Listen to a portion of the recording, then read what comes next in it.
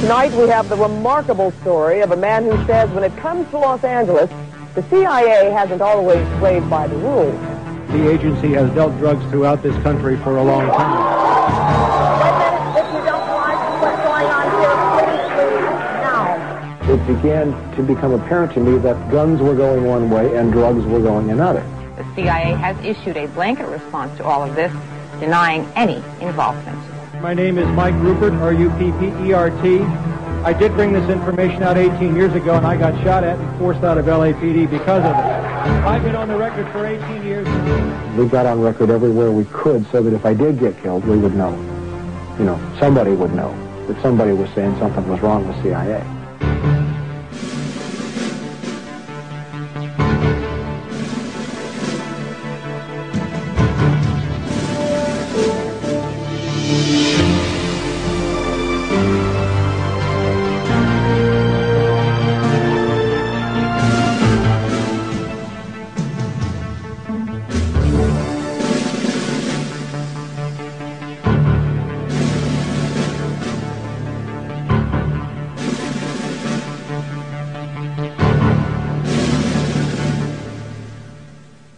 Mr. Speaker, members, I rise today really with a very heavy heart, one that is filled with sorrow for the families and the loved ones who were killed and injured this week. Only the most foolish and the most callous would not understand the grief that has really gripped our people and millions across the world. This unspeakable act on the United States has really forced me, however, to rely on my moral compass, my conscience, and my God for direction. September 11th changed the world. Our deepest fears now haunt us. Yet I am convinced that military action will not prevent further acts of international terrorism against the United States. This is a very complex and complicated matter. Now, this resolution will pass, although we all know that the President can wage a war even without it. However difficult this vote may be, some of us must urge the use of restraint. Our country is in a state of mourning. Some of us must say, let's step back for a moment. Let's just pause just for a minute and think through the implications of our actions today so that this does not spiral out of control. Now, I have agonized over this vote, but I came to grips with it today, and I came to grips with opposing this resolution during the very painful yet very beautiful memorial service. As a member of the clergy so eloquently said, as we act, let us not become the evil that we deplore.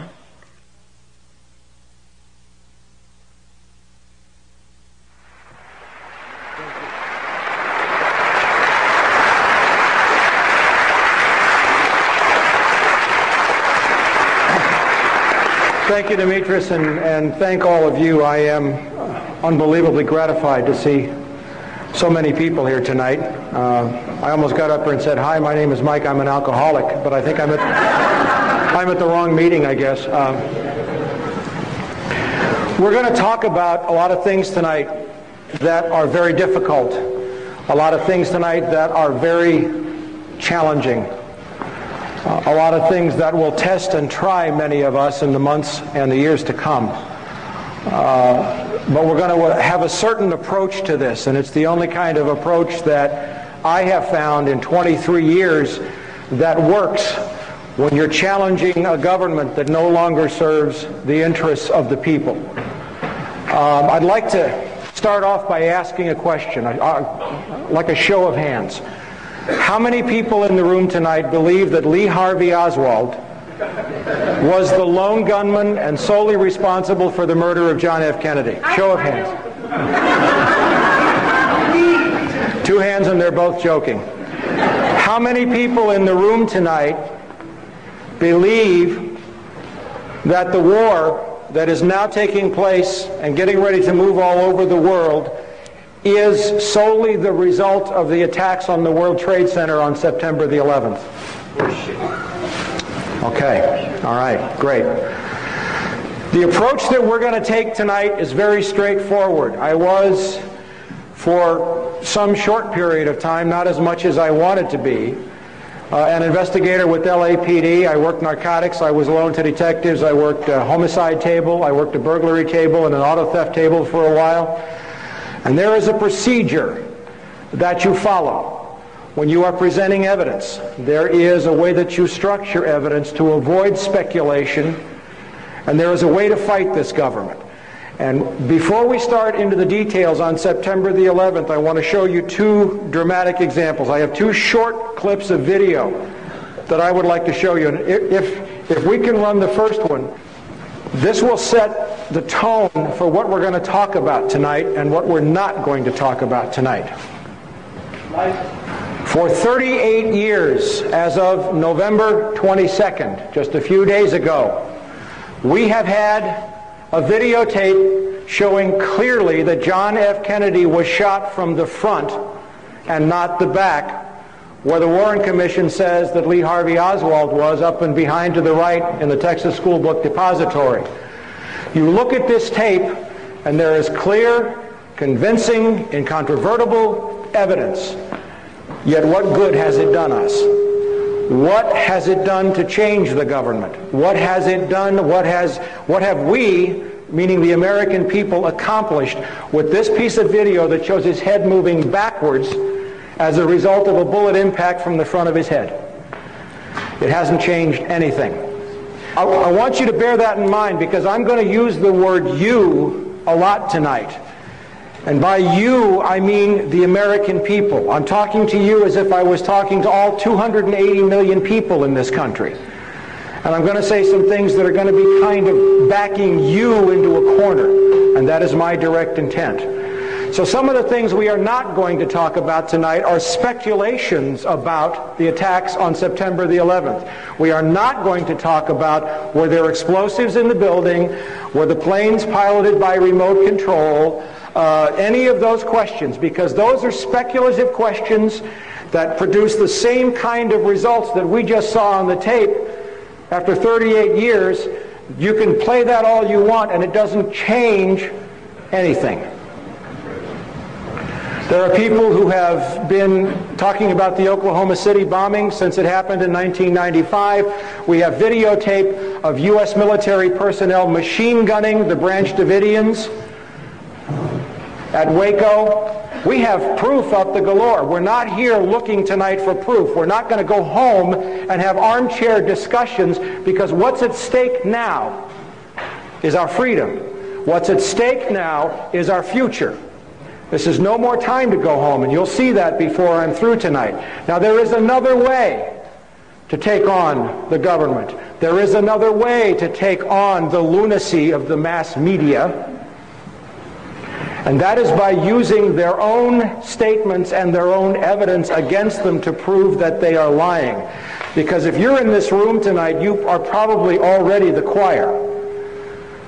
Our safety, our future, our liberty, our country, and maybe the planet depends upon us reaching out to the millions of people out there who are still waving the flag, still believing that this is a war like they're being sold on CNN. Now, I'm going to play another tape now, and I'm going to show you what happens when you confront the government with their own information head on. This is a confrontation I had with the Director of Central Intelligence, John Deutsch, at Locke High School in 1996 over the issue of the CIA bringing drugs into Los Angeles. I want you to watch his hands very carefully after I confront him. Sir, the man in the leather That's jacket. Congresswoman Juanita Millender McDonald of Compton. I will be coming back Hi. over. Altitude. I am a former Los Angeles police narcotics detective, and I work South Central Los Angeles, and I will tell you, Director Deutsch, emphatically and without Can you speak equivocation. further into the mic, sir? These mics don't seem to be... I will tell you, Director Deutsch, as a former Los Angeles police narcotics detective, that the agency has dealt drugs throughout this country for a long time.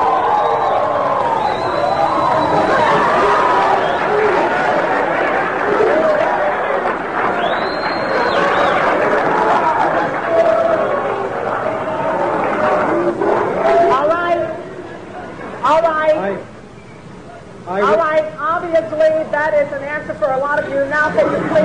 I refer. All right, now, can you please? I refer direct. Wait a minute. Wait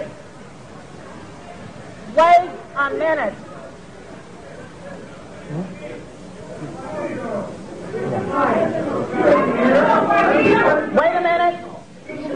Wait a minute here. Wait a minute. If you don't like what's going on here, please leave now. Leave. No, leave now, because there are others who do want to hear what's going on in this room. Will you please take your seats? I will come back to you as we roll back across to the center section. Director Deutsch, I will refer you to 3 specific agency operations known as Amadeus, Pegasus, and Watchtower. I have Watchtower documents heavily redacted by the agency. I was personally exposed to CIA operations and recruited by CIA personnel who attempted to recruit me in the late 70s to become involved in protecting agency drug operations in this country. I have been trying to get this out for 18 years, and I have the evidence. My question for you is very specific, sir. If, in the course of the IG's investigations and Fred Hitz's work, you come across evidence of severely criminal activity, Let him speak into and the it's mic. classified, will you use that classification to hide the criminal activity, or will you tell the American people the truth? Watch his hands. Watch his hands.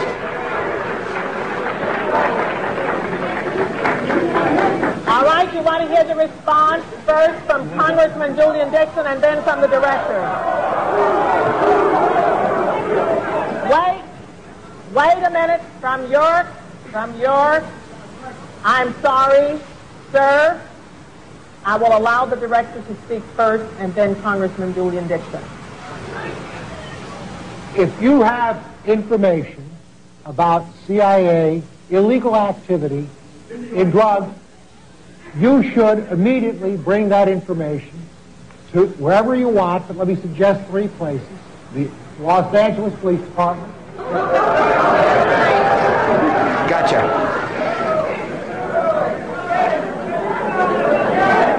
Please. I'm sorry, others want to hear this answer. I am sorry, others want to hear this answer. It is your choice, the Los Angeles Police Department, the Inspector General, or office of one of your Congress persons from this. 18 years ago, sir, and I got shot at for it. Wait a minute, sir. Wait a minute, sir. And Sir, you have not gotten the mic yet. You are not. But wait a minute, then don't speak out of turn. let me say something else. If this information turns up wrongdoing, we will bring the people to justice and make them accountable. All right, Congressman Dixon. Thank you, sir, for coming. Wait a minute here. I thought you did not want to be here, but now that you are here, please let us hear and listen. Thank you very much. Sir, I want to thank you for coming. You were at the last meeting. The staff probably had the spelling of your name wrong, but No, they didn't. We would like to talk to you. We have been looking for a couple of days for you, and we want to make sure that you contact the committee, because obviously you have some valuable information. If you want to give it to me privately, if you want to hand it to that aide where I can contact you this evening, please do it. Don't let us get away without getting a contact for you. Thank you, sir. Pass it up to him now so everyone can see that I got it. That would be fine. Thank you, sir. And for the record, Please keep the noise down so that we can hear and we can get answers. For the record, my name is Mike Ruppert, R-U-P-P-E-R-T. I did bring this information out 18 years ago, and I got shot at and forced out of LAPD because of it. I've been on the record for 18 years nonstop, and I'll be happy to give you, Congressman, anything that I have.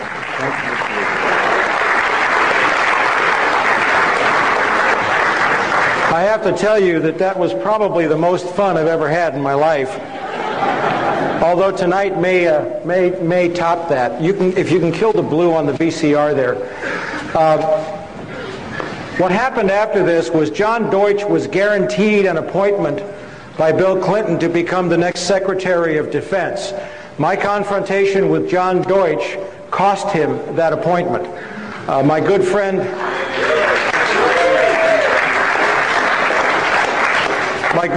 Dick Gregory, who I just did a radio show with on Thanksgiving Day, called me up and said he said he was talking to some people in Washington, and they just chewed him up one side and down the other because he looked like a fool. Everybody here seen The Wizard of Oz? Everybody here seen The Man Behind the Curtain? We have to get to the man behind the curtain, but it's going to be a little bit scarier than that movie was to do that. So, let's take an approach to September the 11th along the lines of an investigator presenting a case to a grand jury, or along the lines of a detective presenting a case to a district attorney. First of all, who am I? We're going to go through this really quickly. I had the misfortune of being born into a family that was heavily rooted in the intelligence community. My mother was a cryptographer and cryptanalyst for the Army Security Agency and National Security Agency during World War II. She worked for Secretary of State Cordell Hull. She worked on the Japanese and Russian codes. By the way, we did know the Japs were going to attack Pearl Harbor, and we did let it happen. This is evidence that I would present. This is my mother's separation from the NSA in December 1949 because she was going to have babies. She didn't have me until 51. But my dad was also recalled into the Air Force during the Korean War. He went to work for Martin Marietta and went to work on projects like the Titan 3C, which put up all the CIA's keyhole spy satellites. Relatives of my father were OSS, that's the forerunner of CIA, and they were career at CIA in Langley. So everybody in the family had a clearance. I used to come home from school and say, "What's for dinner?" And Mom would say, "I can't tell you." That's a joke, I hope. Now what I need is a way to do this so that I don't get them all whacked up here. Continuing with the presentation. There's a couple of points I want to make here in Portland.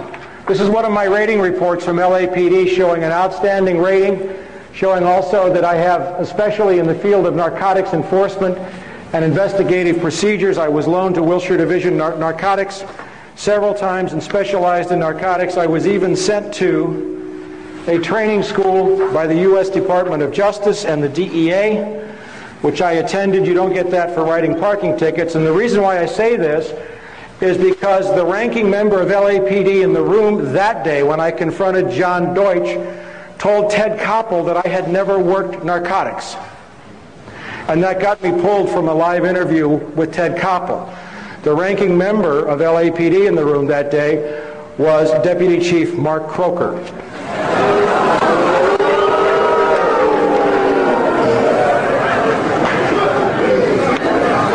Yeah, I'm having fun already. Now I want to talk about CIA dealing drugs briefly because I have to lay a foundation. You have to understand the economic and the political context in which this war is taking place and in which it is set. And there's two things that if you don't understand, you will never understand September the 11th. One is drugs, the other is oil. Or one is oil, the other is drugs, okay? We want to talk about evidence. We want to talk about proof, okay? This is a memorandum that was written February 11th, 1982 to the Honorable William J. Casey. Everybody remember Bill Casey from Iran-Contra? CIA Director, signed by Attorney General William French Smith. This was at the beginning of the Contra War, very early in the Reagan administration. And something had happened before this. There had been a series of negotiations. Now in the CIA, the highest rung on the food chain is called an officer. If you are a case officer at CIA, you are someone who cannot be disavowed or denied. You are a man of the cloth. You are a man blessed with immunity. The agency will protect you. But underneath that on the food chain, they have career agents, contract agents, foreign agents, informants. They have proprietary companies, employees of the there's a whole category of people. Well, in 1982, because the CIA knew there was going to be a massive explosion in cocaine trafficking that they were going to control, U.S. Cocaine consumption went from roughly 80 metric tons in 1979 to 600 metric tons by 1987. Think about that for a minute. That's a lot of coke. All right? They knew that was coming. All right? So one of the things they did legally, because the agency and the government, they always find paper ways to try to cover their trail, and they think nobody will catch them.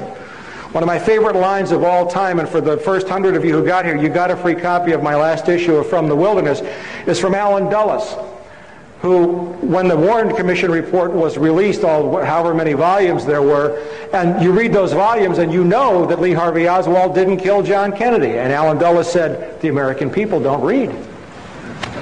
You don't read. This memorandum says, first of all, they took all the people who were not case officers and they decided to call them non-employees of the Central Intelligence Agency.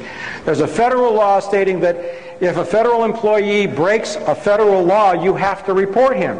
They were caught on the horns of a dilemma. So first they said, well, all these people are not employees, even though they get CIA paychecks. And then they said, in light of these provisions and in view of the fine cooperation the Drug Enforcement Administration has received from CIA, no formal requirement regarding the reporting of narcotics violations has been included in these procedures. That's black and white evidence of a conspiracy. The Attorney General of the United States just told the CIA director he no longer had to report it when anybody other than a case officer was dealing drugs. Let's look at something else about how cynical these people are. Now, I've been studying CIA and the drug trade for about 23 years, and this is one of my favorite documents of all time. Some 28 C-130 Hercules were smuggled by the CIA and the Pentagon through the U.S. Forest Service into private hands, supposedly for the purpose of fighting forest fires. The problem is that some of them turned up in Peru, in Mexico, in Panama, in Angola, in Iran, and Iraq, running covert missions for the CIA. One of these C-130s was caught in Mexico City.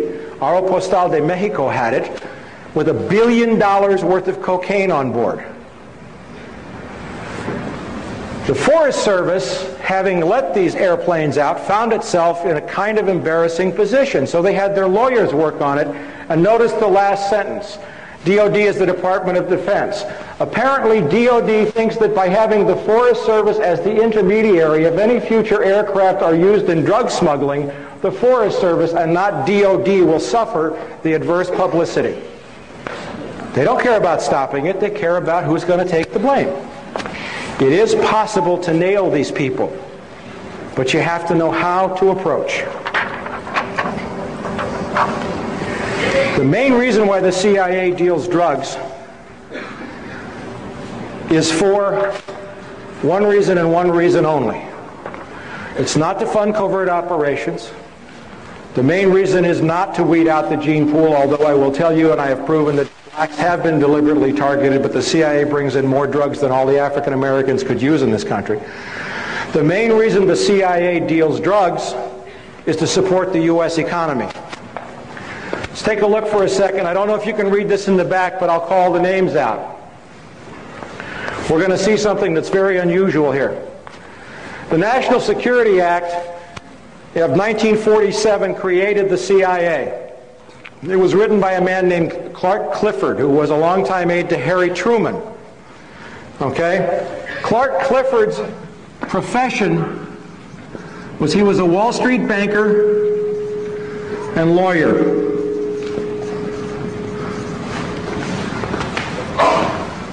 Clark Clifford is also the man who brought a bank called BCCI into the United States in the 1980s, a drug money laundering bank that was exposed for laundering drug money. The design for the CIA In other words, the people who told Clifford how to write the act were two brothers, John Foster and Allen Dulles, the Dulles brothers, Duller, and Dulles. John Foster Dulles was Secretary of State to President Dwight Eisenhower. Allen Dulles was the DCI, not from 81 to 87, he was the DCI from, I think, roughly 1953 until about 61 in the Bay of Pigs when John F. Kennedy fired him. You know what their profession was? Wall Street lawyers at the law firm of Sullivan and Cromwell, which is today the most powerful law firm on Wall Street.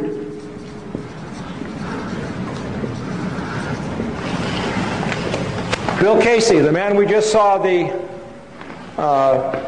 memo addressed to. We know he was Ronald Reagan's DCI. What did Bill Casey do for Richard Nixon? He was chairman of the Securities and Exchange Commission.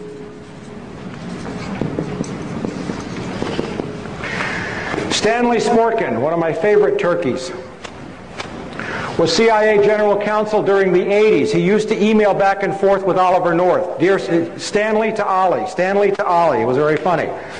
Okay? Do you know what he did before he became... No, he was the General Counsel to the SEC. Securities and Exchange Commission, charged with monitoring all securities transactions. David Daugherty, CIA General Counsel after Stanley Sporkin. You know what he does today? The Executive Vice President of the New York Stock Exchange for enforcement. Isn't that great?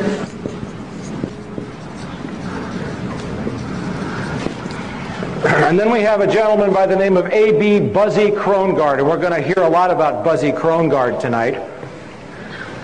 Buzzy Krongard is currently the CIA Executive Director. The top three positions are DCI, Director of Central Intelligence, DDI, Deputy Director of Intelligence, and Executive Director.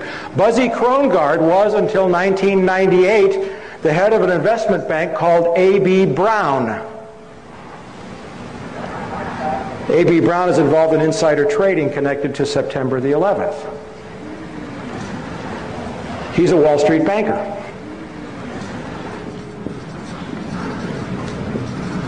As a matter of fact,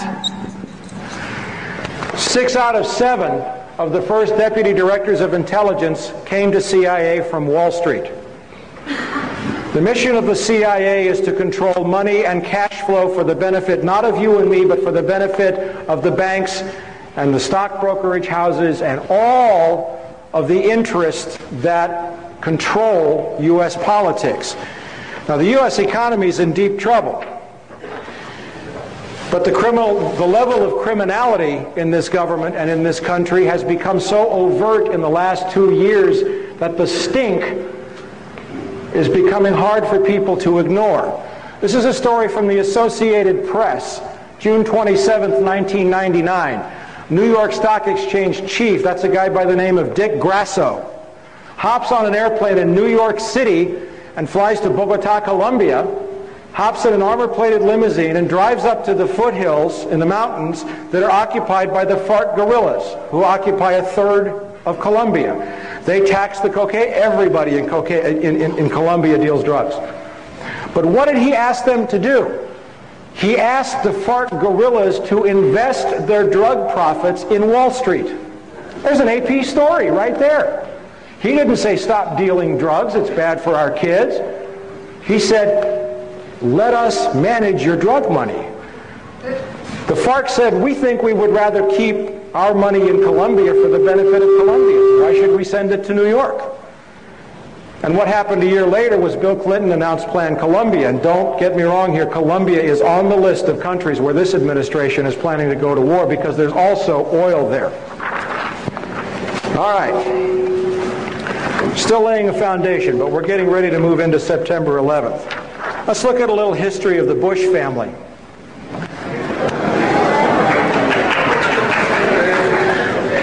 I'm having a lot of fun.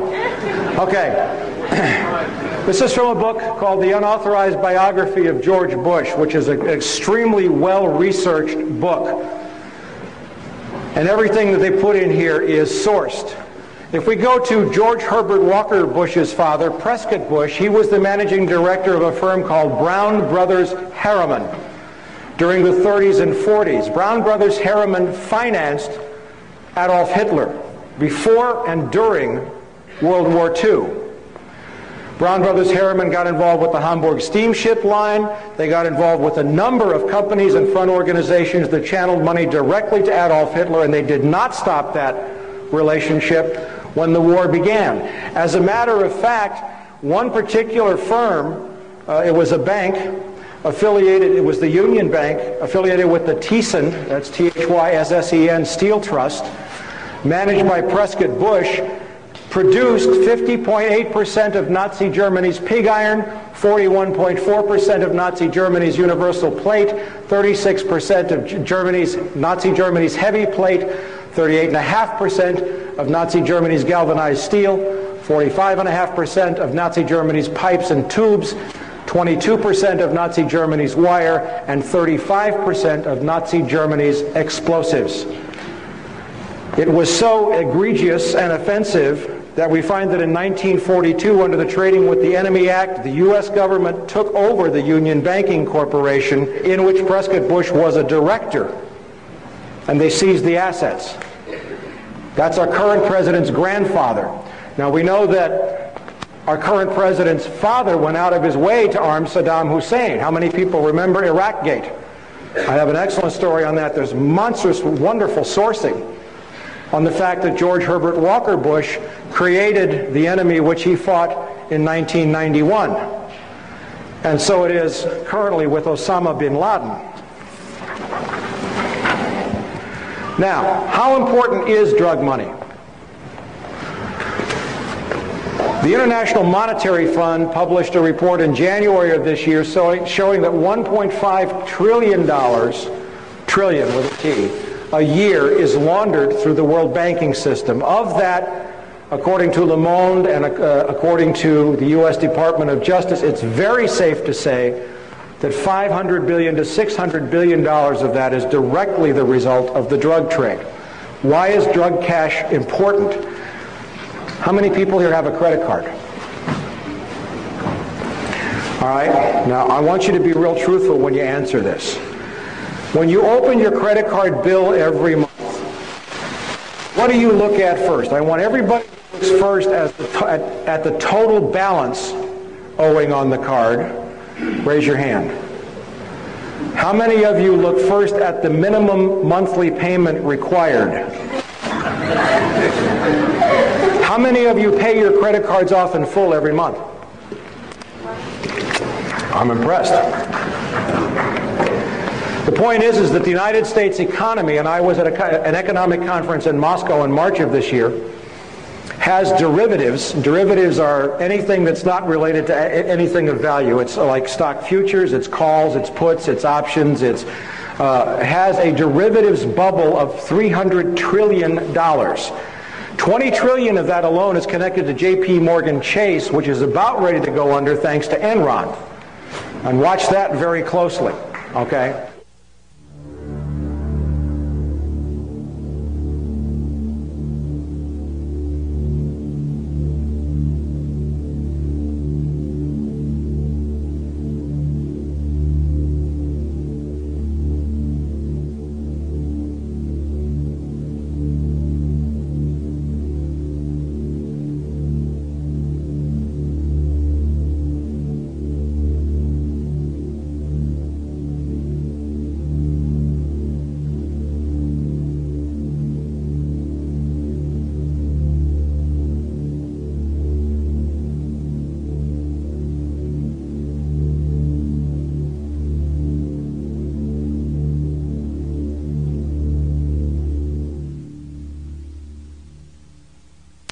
Just in March of this year, we had a wonderful piece of evidence come up from Senator Carl Levin's minority report to the Senate Permanent Subcommittee on Investigations, and it was a report on correspondent banks, and money laundering. Now, this is a story from the Washington Post dated February 5th.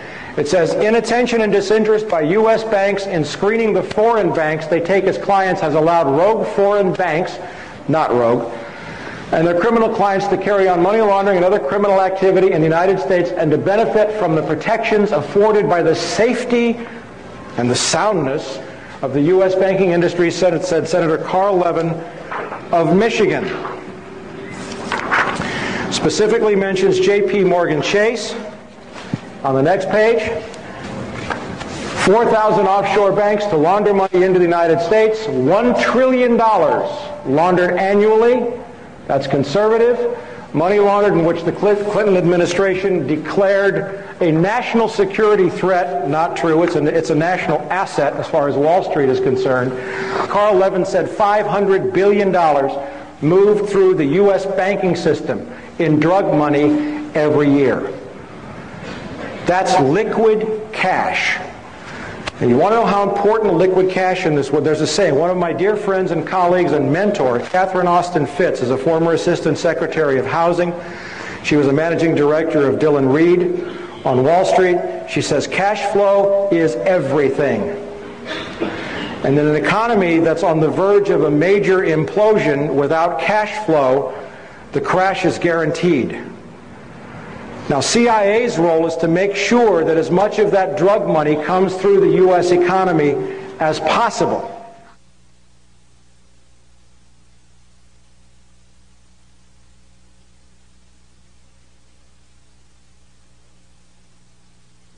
When I was a little girl, I grew up at 48th and Larchwood in West Philadelphia, and the Solari index was 100%.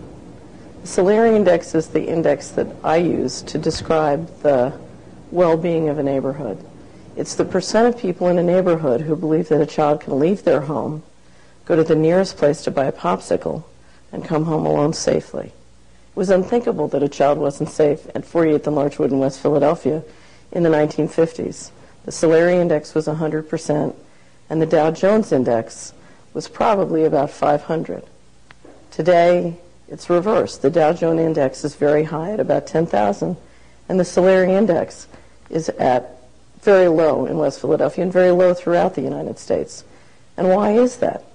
It's because one of the ways that we finance the growth of multinational corporations and big banks and the rise of the Dow Jones is by selling narcotics to our children. It's one of the most profitable businesses in America. About a year ago, I gave a speech called How the Money Works in Organized Crime to a wonderful group of people in Philadelphia. They have a conference every year. They go off into the woods for about 3 days and talk about how they can help our culture, our world, spiritually evolve. So I gave my presentation on how the money works as organized crime, describing what is arguably the biggest, most profitable industry in the United States today. And towards the end, we were discussing the fact that the Department of Justice estimates that the United States is the leader in laundering organized crime profits of about $500 billion to $1 trillion a year. So I asked the audience, what would happen if we stopped being the worldwide leader in laundering $500 billion to $1 trillion a year? And they said, well, you know, if we stopped, our mutual funds would go down in price, the stock market would crash. I said, well, what else would happen? So they said, well, you know, we might have trouble financing the government deficit because, in fact, the people who control 50 years of accumulated profits, that's a lot of capital that we need to finance our deficit. So I said, okay, well, I'll tell you what, let's pretend there's a big red button right up here on the lectern right in front of me. And if you push that button, you can stop all organized crime in America, and you can stop America laundering $500 billion to $1 trillion of organized crime profits every year. Who here will push the button? And out of 100 people, only one person would push the button. And I said, okay, so what you're saying is you want a whole armada of people to sell drugs to your children and grandchildren to keep your mutual funds up and your government checks coming. And they said, yes, that's right.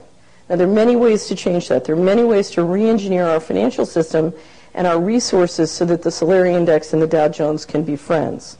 so that when we get the Solari Index to go up by making sure our neighborhoods are safe for children, the real estate can go up in value, the small businesses go up in value. There are many ways to make the Solari Index and the Dow Jones friends. But before we can do that, before we can have that conversation, we have to face what's happening. We have to face that we are addicted to drug profits, because if we can't face it, God can't fix it. Okay. This is a copy of the cover sheet of the report. It's on the World Wide Web. If you want to go search for it, you can just look for the report on correspondent banking. Okay, and that's a copy of the report. It's an incredible read. What they don't tell you in there, of course, is that the U.S. economy is dependent upon that drug money, among other things. Now let's go a little further. Gotta love this. If this gentleman down here in the black jacket walks into a bank with a deposit of $10,001, does everybody understand that the bank has to fill out a report and send it to the U.S. Treasury indicating that he might be a money launderer? But did you happen to know that under U.S. laws, there are certain classes of business that are exempt from making currency transaction reports? Included in those are a bank, obviously, a department or agency of the U.S. government. CIA does not have to fill out currency transaction reports. An entity established under the laws of any state, But you come down to this one. A listed entity other than a bank whose common or analogous equity interests are listed on the New York Stock Exchange or American Stock Exchange, or designated as a NASDAQ national market security. If you have a company that trades on Wall Street, you can launder all the money you want to. It's legal. Gee. Now I'm just laying a little groundwork here for you before we get to September 11th. We're getting there. Just last year, a group of companies were called in to meet with Janet Reno, who's not probably the most ethical person that ever lived, and Secretary of State Stuart, the Deputy Treasury Secretary Stuart Eisenstadt. And these companies, Hewlett-Packard, Ford, Sony, General Motors, Whirlpool, General Electric, and Philip Morris, were called in to the Department of Justice for the amount of drug money they were laundering. Basically, the message was, you guys cool it. Okay? It's getting like out of hand. Now, let me ask a question. This gentleman right here, what's your name? Kevin. Kevin is a drug lord. Kevin is the king of all drugs in South America. Okay? All right. And let's say this young lady right down here with the glasses. What's your name? Rhonda. Rhonda is the executive vice president of General Motors for the Southern Hemisphere, or South America. Okay? Kevin, you call up Rhonda one day and you say, I'd like 100 Chevy Suburbans, armor-plated, custom built, at $30,000 each, and I'll pay cash. Rhonda, what are you going to say to that offer? All right. All right. Now, Kevin's got money that he can't spend because it's drug money. But now he's got 100 Chevy Suburbans. But let's say now that, the gentleman with his hand on his chin right there. Yeah, right there. What's your name? No, you. What's your name? Brian. Brian is Jack Welch, the chairman of General Electric. Okay? Now, Kevin, you're really good. Okay? You got $200 million that you got to move. Okay?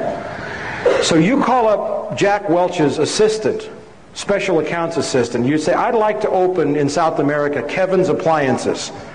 I'd like to buy $200 million of everything GE has, because I'm going to open this appliance store and I'll pay you cash. Now, Jack Welch at GE, what do you say? Right on. Let's do this deal. Now, by the way, who owns NBC? General Electric. MSNBC, CNBC, all the NBCs. Okay? Now, let's just take a look at that for one quick second. Very quickly, a price-to-earnings ratio, P to E, market capitalization. It's very simple. If you have a company that has 10,000 shares, and each share sells for $10, Did I say 1,000 shares? 1,000 shares, $10. Your market capitalization is $10,000. You multiply the share price by the number of shares. Market capitalization. You divide that by net profits. In other words, what you sell less the cost of doing business, and you come up with the ratio. This is how they value the stock market. Okay, so if you have a company that has a $300 million market capitalization and a $10 million net profit, the price to earnings is 30. The POP is 30. And that's about right. And by the way, the current Dow Jones Industrial Average is overpriced by about 2/3. Okay? Now, if you have this 30-to-1 ratio, if I add another $1 million, my pen went dry. If I add another $1 million and make that 2, what happens to this number? Becomes 60. All right? Now, the lady in red down here, who's looking away from me. Ma'am, what's your name? Karen. Karen owns an orange juice company. Makes the best orange juice in the world. And I owe all of what I'm teaching you now to Catherine Austin Fitz. And she's just she has a wonderful website at solari.com, and we'll put those up before I leave. You make incredible orange juice. Okay, the best orange juice in the world. It's fairly priced. Karen's orange juice, right? Okay. You have $1 million net profit a year. Now, let's say this young lady down here in the glasses with the light green sweater. What's your name? That's you. What's your name? Chris. Chris is the chief executive officer of PepsiCo, which owns a small orange juice company called Tropicana. Okay? You see her company with $1 million in net profit. How much, and your price to earnings is 30-to-1. How much are you willing to pay for that? How much are you willing to pay for her company? Would you pay $29 million? Yeah, because the minute you bought her company for $29 million, your stock value goes up $30 million. How do Wall Street executives get paid? In stock. And you watch very closely the Bush administration's plan for economic recovery. It's all handouts to the corporation, which will go directly to boost their POP, which will put hundreds of millions of dollars in the pockets of executives. Has anybody noticed the Bush administration has not offered one single aid plan for any unemployed airline worker?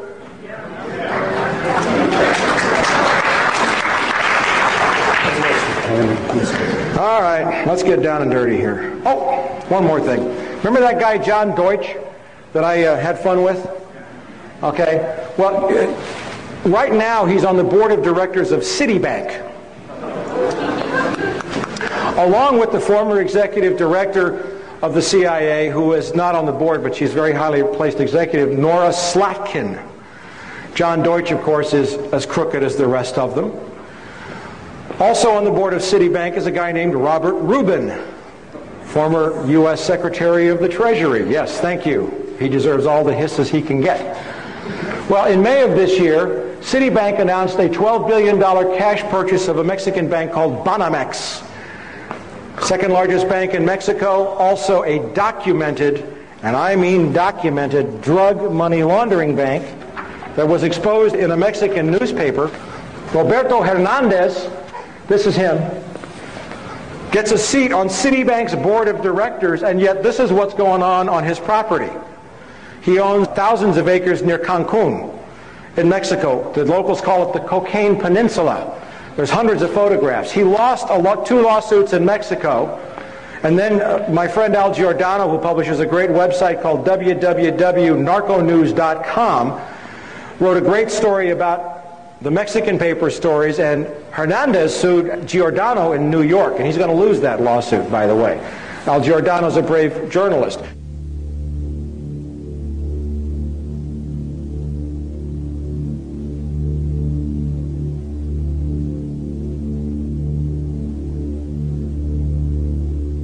But the point I'm making with this is that the criminality had gotten so out of hand by May of this year that Citibank would openly buy a known drug money laundering bank and put the drug money launderer on its board of directors. That's the need for drug cash in the U.S. economy right now.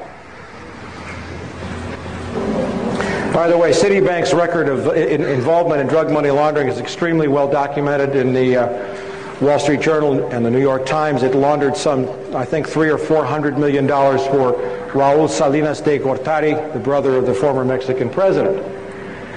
Now let's go to some other things that are going on in the economy so that we set you up to understand what's going on around September the 11th. The U.S. economy is being looted. Anybody here remember the savings and loan scandal? You know, the gang that's in the White House is the same gang that brought us the savings and loan scandal? That took $500 billion out of your pockets. Well, here's some new developments in the government. And by the way, I'm not a Democrat or a Republican. Bill Clinton's a sleazebag too. Okay? That so-called liberal put almost a million nonviolent drug offenders in prison to boost the shares of companies like Corrections Corporation of America and Wackenhut. He destroyed many of the welfare laws, and one is not better than the other. But notice this: HUD loses, HUD, Housing and Urban Development, $59 billion. When was the last time you lost $59 billion? This was from testimony in Congress by Susan Gaffney, Inspector General of HUD. And you know what HUD said they did when they couldn't figure out where the money went? We made an adjustment in our checkbook. Where's that money going? You'll find out before we're through. Now, if you thought that was bad, the Defense Department cannot account for $1.1 trillion that seems to have vanished within the tangled system of financial accounting put in place by private contractors. You know who the private contractors are? Lockheed Martin and DynCorp. Okay? HUD. Oh, I dropped a microphone. I have more microphones on me than the FBI has in my living room.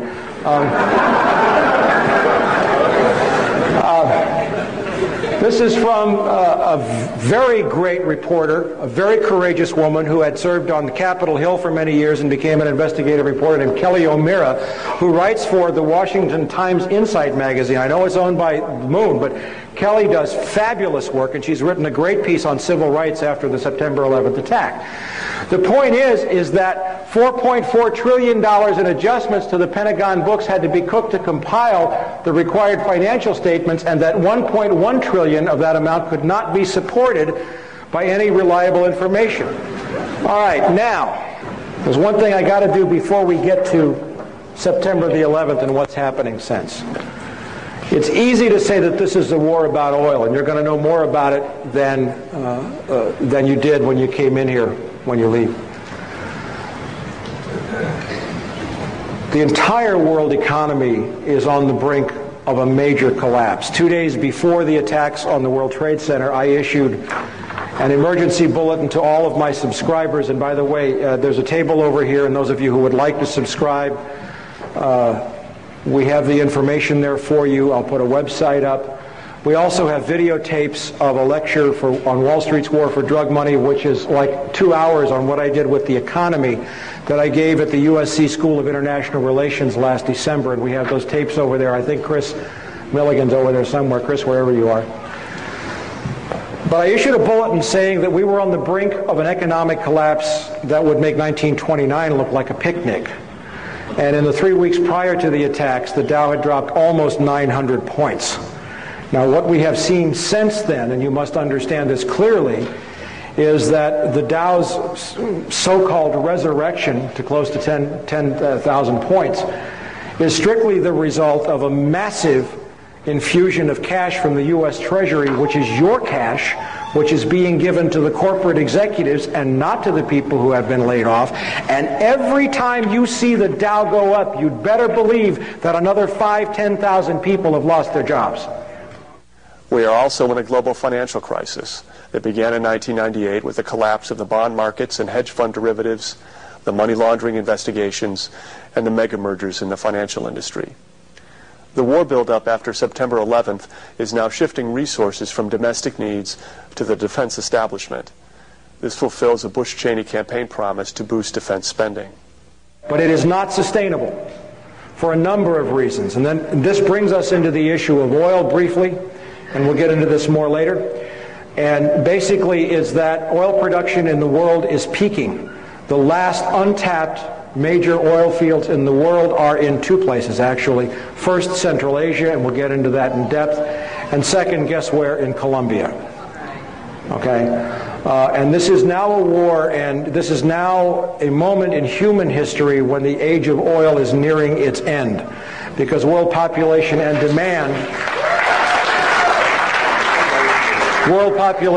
demand will exceed production sometime within roughly the next 10 years. And we're going to get into that for why. But now let's go back into the warnings about September the 11th. And I didn't do a lot of this, and we have time. Osama bin Laden is of course a Saudi Arabian by birth. His family is exceptionally wealthy. They own not only major construction companies, but they are heavy investors in high technology stocks like Nortel. They have a piece of Pepsi, I think, and Coca-Cola. They're into everything. They're very wealthy. In 1976, Osama's older brother Salim bin Laden hired a man in Texas by the name of Jim Bath, who has CIA connections, to handle all the investments in the United States for the bin Laden family. Jim Bath also happens to be a personal, almost lifelong friend and former Air National Guard pilot with George W. Bush. And immediately after Jim Bath made the arrangements to took over the bin Laden family's finances, Jim Bath made a $50,000 investment in George W. Bush's first company, Arbusto Energy. The connections between the Bushes and the bin Ladens become much more clear as you move forward, and we have reported this in From the Wilderness. Again, I was using stories, and you'll see this. When George Herbert Walker Bush made trips to Saudi Arabia in 1998 and 2000 to meet with the Saudi royal family and to meet with the bin Laden family, which he finally acknowledged, along with former British Prime Minister John Major, on behalf of a company called the Carlyle Group, which is the 11th largest defense contractor in the company, in the country. Carlyle Group is a privately owned corporation. That means they do not have to report their ownership or financial activities to the SEC. Yet they provide all kinds of the highest technology equipment to the U.S. Pentagon. And Carlyle, of course, has made several, probably $1 billion, and will as a result of this war. In that context, Osama bin Laden went to Afghanistan in 1979, 1980, maybe the early 80s, to fight the Russians, and he was supported by the CIA. And it's interesting to note that when the Russians invaded Afghanistan, 0%, and this is from Professor Alfred McCoy of the University of Wisconsin, who's also one of my subscribers, in a great book called The Politics of Heroin, 0% of the U.S. consumption of heroin came from Pakistan, Afghanistan before the Russian invasion. By 1985, 86, 40% of the heroin in the United States came from that region, all controlled by the Central Intelligence Agency. And Osama bin Laden came up under a guy named Gulbuddin Hekmatyar, who ran 6 heroin labs, all protected by the CIA and controlled by the agency. He has been a CIA asset for a long period of time. We'll see more about that. He is a CIA creation. Now we come to September 11th, and we're going to go into a timeline here, and I have written several stories, and I was on the radio here with Sheila Hamilton at KPAM just a few days after the attacks, and I was saying the U.S. government knew these attacks were going to take place and did not stop them. And I keep building to that evidence, but I'm going to show you a couple of things now. Not by any means all of the evidence that I have of foreknowledge, but just a couple of telling points. Israeli security issued urgent warning to CIA of large-scale terror attacks. And this is a long story saying that the Israeli Mossad knew that the attacks were going to take place. They knew that the World Trade Center were the targets. This is from the British paper The Telegraph. Two senior experts with Mossad were sent to Washington in August to alert the CIA, and so on and so forth. This is just one of probably 24 examples that I have that are absolutely specific. Now bear in mind that if what I'm showing you is known overtly through the media, how much more does our $30 billion intelligence community know? There's a recurring theme out there that maybe the Israelis did this. You hear that in some right-wing circles. Horsepucky. They didn't do it. They were warning the U.S. hand over fist, and the U.S. did not listen because it needed the attacks. And you will be convinced of that. But here's one of the most telling pieces of evidence that I found. We reviewed the list of former tenants of the World Trade Center at the online Wall Street Journal site, and there's the website. It is an alphabetical list of tenants. Scroll to the very bottom and notice the moving date for the office of Zim American Israeli Shipping to Norfolk, Virginia. They were in the World Trade Center. They must have had Mossad's input because they vacated 1 week before September the 11th, and they broke their lease. The Israelis didn't pull the attack, but they were smart enough to get their people out of the way. How come our government didn't do the same thing for us? Now we're getting into the heart of September the 11th. I picked up this document just a few days after the attacks, September 23rd. And it's from the Herzliya Institute for Counterterrorism. It is an Israeli counterterrorist think tank. Of course it's connected with the Mossad. And what they detailed, this is from the October 15th issue of From the Wilderness. Between September 6th and 7th, the Chicago Board of Options Exchange saw purchases of 4,744 put options on United Airlines and only 396 call options. A put option is basically a bet that the stock price is going to go down. It's a contract that's entered into that's irrevocable. And let's say the gentleman in the suspenders, I do a put option deal with you to sell shares at $100 in 2 weeks, 4 months. 4 months is the standard, but you can write the contract for anything you want. And he's committed now to buy the shares for $100. Well, if I know that the attacks are going to take place, I don't have to deliver the shares until the contract matures. So if I know the stock is going to crash, he enters into a put agreement with me, agrees to buy the shares at $100. The next day the World Trade Center attacks happen. The stocks are selling for $20. I go buy the shares for $20, and he has to buy them for $100. That's how a put option works. That's the short version, okay? So we saw 4,744 put options on United Airlines, but only 396 call options.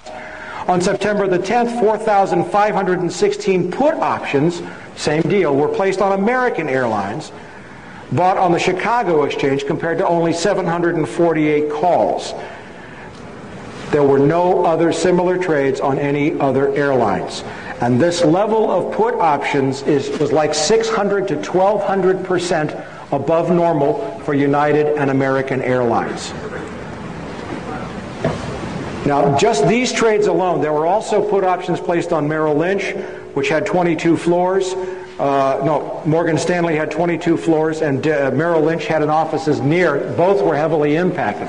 Heavy put options there, heavy put options on reinsurance companies, Munich Reinsurance, the largest in the world, AXA Reinsurance in France, which owned 25% of American. Totally out of whack. Absolutely spiking. There's another newsletter that says very clearly, by a guy by the name of Phil Erlanger, and this is his newsletter, that the insider trading may have cost $1 billion. Now just these ones that were identified, produced only $2.5 million in instant profits for somebody who knew the attacks were going to take place. Nobody claimed the profits. The San Francisco Chronicle caught it shortly thereafter, and nobody has claimed them since. And we don't know who made the trades.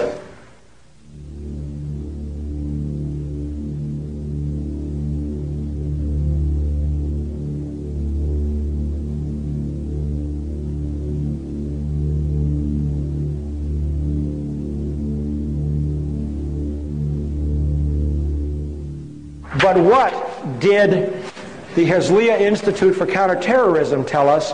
It told us that the United Airlines put options were placed through the firm A.B. Brown.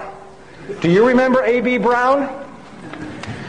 A.B. Brown was the firm headed until 1998 by A.B. Buzzy Krongard, who is now the executive director of the Central Intelligence Agency. A.B. Brown was sold in 97 to Bankers Trust, then to Deutsche Bank, I think in 98 or 99.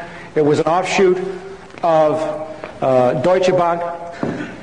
Now, one thing that I know, that I have written heavily about, is that the CIA, the Mossad, and major intelligence services track all stock trading in real time.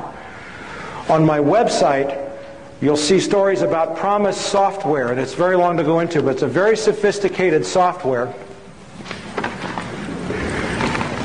I'm going to write the website for you. It's a very sophisticated software that's been made with artificial intelligence and is capable of integrating wide numbers of databases in different languages. You'll find this on my website at www.copvcia.com. Now, I know that CIA and Mossad track stock trades in real time, so if all these put options were placed on American and United, do you think that should have triggered some alarm inside the Central Intelligence Agency? But instead we find that the trades were placed through a firm that was once owned, managed by the guy who was the number 3 at CIA. These are just pieces of evidence now. I'm building the case. Now, again, we're building up some history here. In January of this year, the Taliban and Al-Qaeda destroyed the entire opium crop in Afghanistan. It's been verified by the United Nations, by the Drug Enforcement Administration, by ABC News, by BBC, who put people on the ground. Afghanistan had been the world's largest producer of opium, producing 70% of the world's heroin through the year 2000. In January, they destroyed their crop. Part of it was a price support. They had overproduced the year before, part of it, and they sold from their stockpiles. But there are no opium crops in Afghanistan right now. They've all been planted, of course, since the Bush administration and the CIA have lifted the ban, and everybody can go back to work and the CIA can move the heroin again.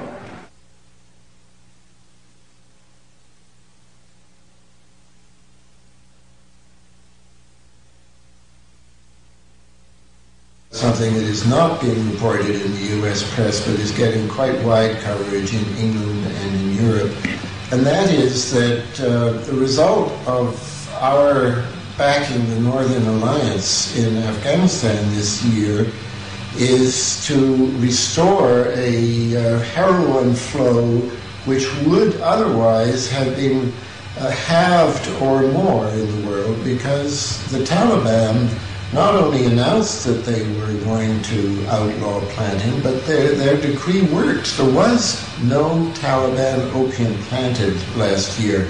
And that meant a reduction of 90% in the amount of opium coming out of Afghanistan, and the 10% that was left represented a radical increase in the areas under Northern Alliance control. Now, if we had not gone into Afghanistan, this would have been the most effective reduction in the flow of heroin in the world since the DEA was created 30 years ago.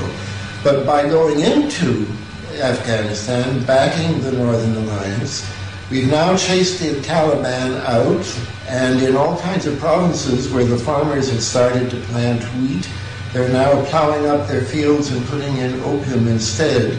And the global drug authorities at the UN expect that we're going to go back to the record flow of opium that we've seen in the last couple of years.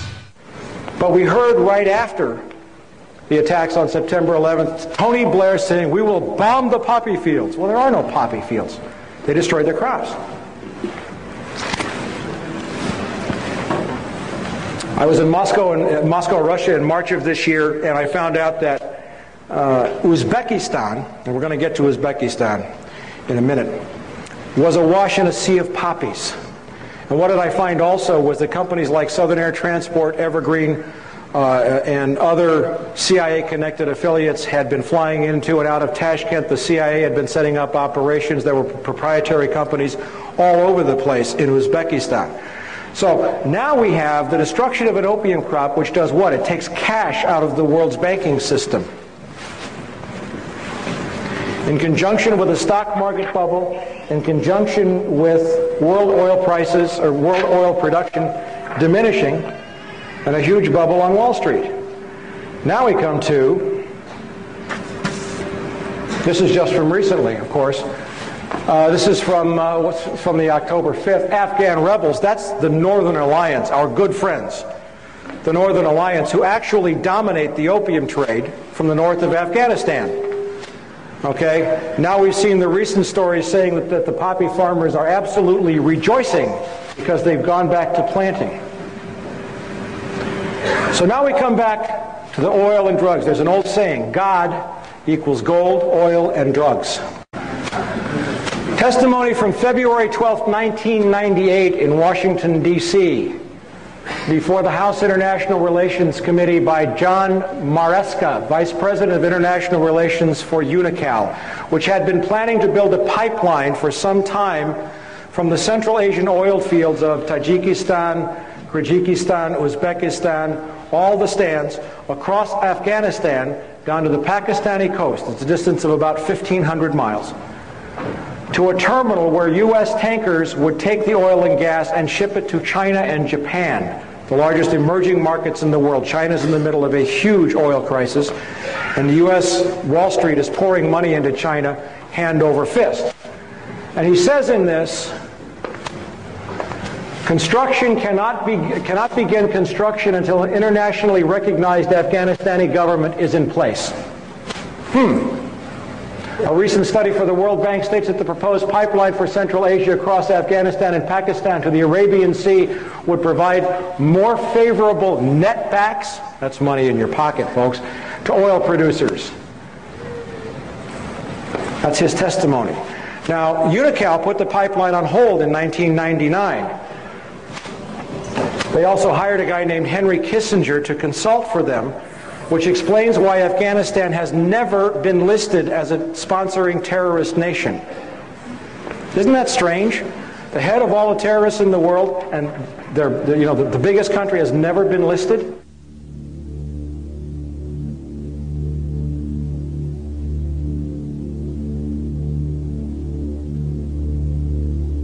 Okay, U.S. companies to invest in Pakistan oil and gas sectors. This is from a Pakistani newspaper, the Frontier Post. The date is, what is the date? October 10th.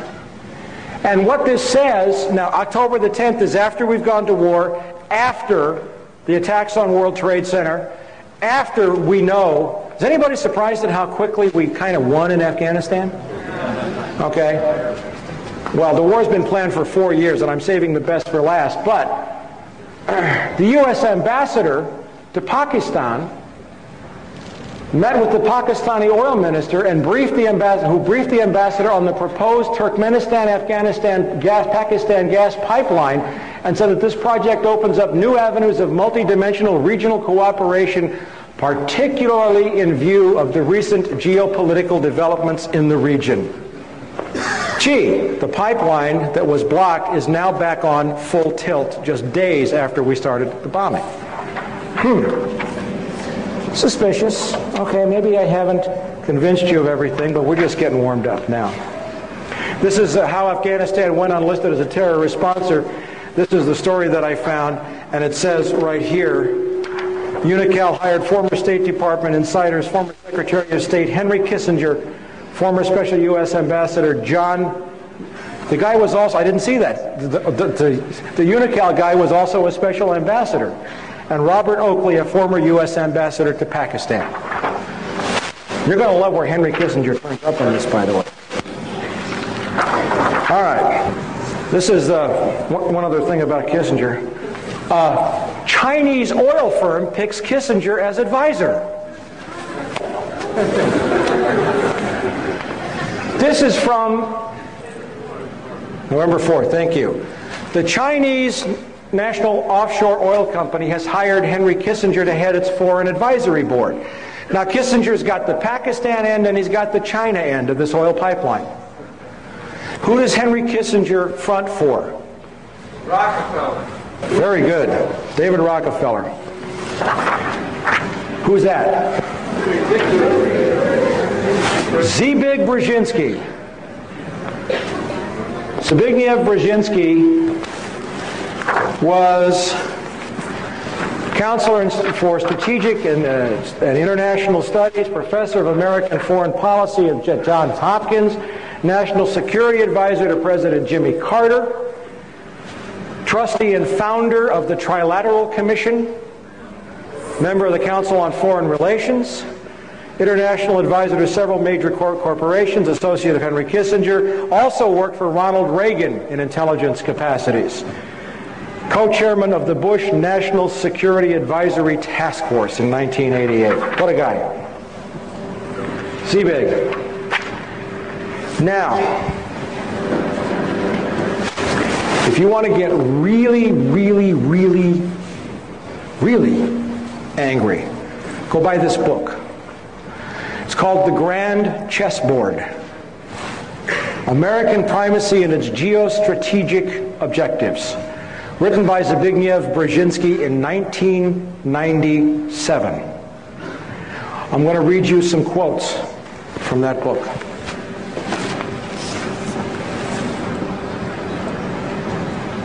Page XII, it's the very first words in the book. The last decades of the 20th century has witnessed a tectonic shift in world affairs.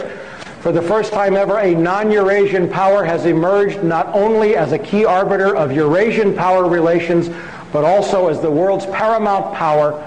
The defeat and collapse of the Soviet Union was the final step in the rapid ascendance of a Western Hemisphere power, the United States as the sole and indeed the first truly global superpower.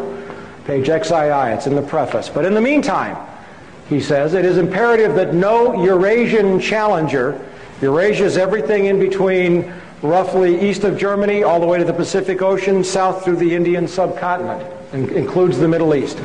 It's imperative that no Eurasian challenger, by that he means Russia or China, emerges capable of dominating Eurasia and thus of also challenging America.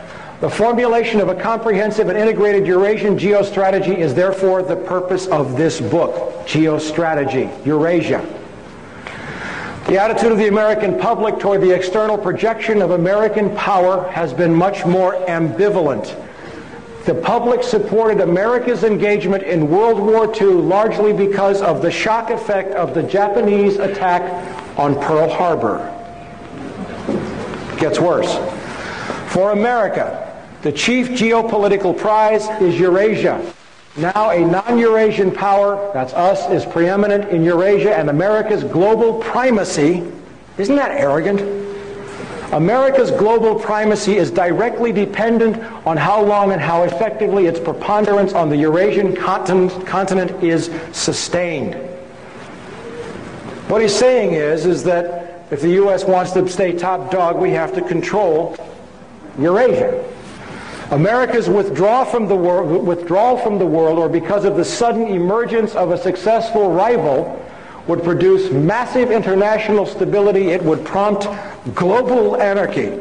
You know what he's saying there? Yeah, a little global anarchy would probably be a damn good thing right now. What he's saying there is, if we don't control the world by whatever means necessary, the world's going to be miserable. He didn't ask my opinion. Did he ask yours? Okay. In that context, how America manages Eurasia, do we manage people around the world? Is that our job? Is critical. Eurasia is the globe's largest continent and is geopolitically axial. A power that dominates Eurasia would control two of the world's three most advanced and economically productive regions. A mere glance at the map also suggests that control over Eurasia would almost automatically entail Africa's subordination, rendering the Western Hemisphere and Oceania, that's Australia for all of you non-academics, geopolitically peripheral to the world's central continent. About 75% of the world's people live in Eurasia, and most of the world's physical wealth is there as well, both in its enterprises and underneath its soil. Eurasia accounts for 60% of the world's GNP and three-fourths of the world's known energy resources. Two basic steps are thus required. First, to identify the geostrategically dynamic Eurasian states that have the power to cause a potentially important shift in the international distribution of power, and to decipher the central external goals of their respective political elites and the likely consequences of their seeking to attain them.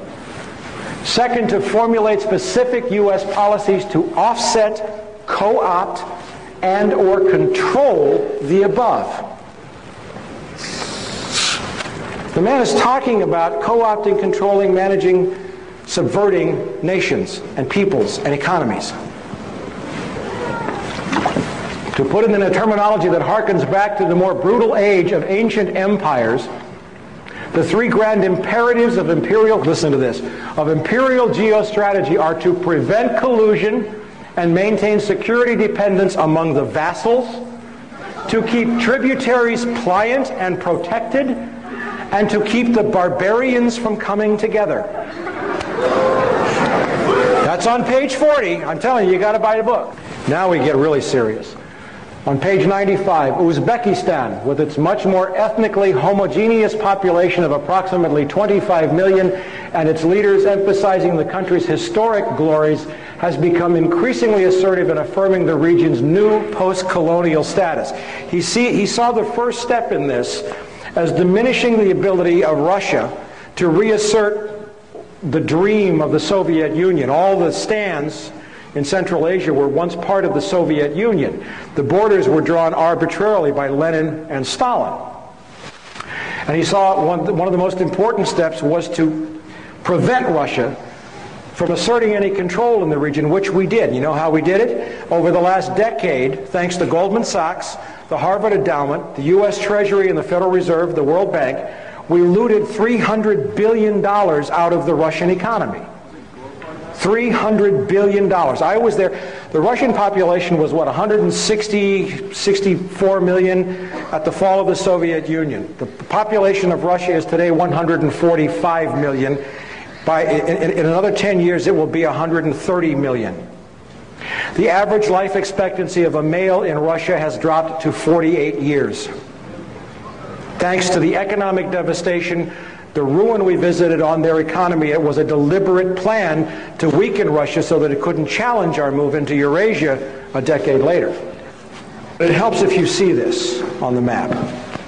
Okay, Russia, Kazakhstan, Kyrgyzstan, Tajikistan, Uzbekistan, Turkmenistan, Iran, Afghanistan, Pakistan, India, and China.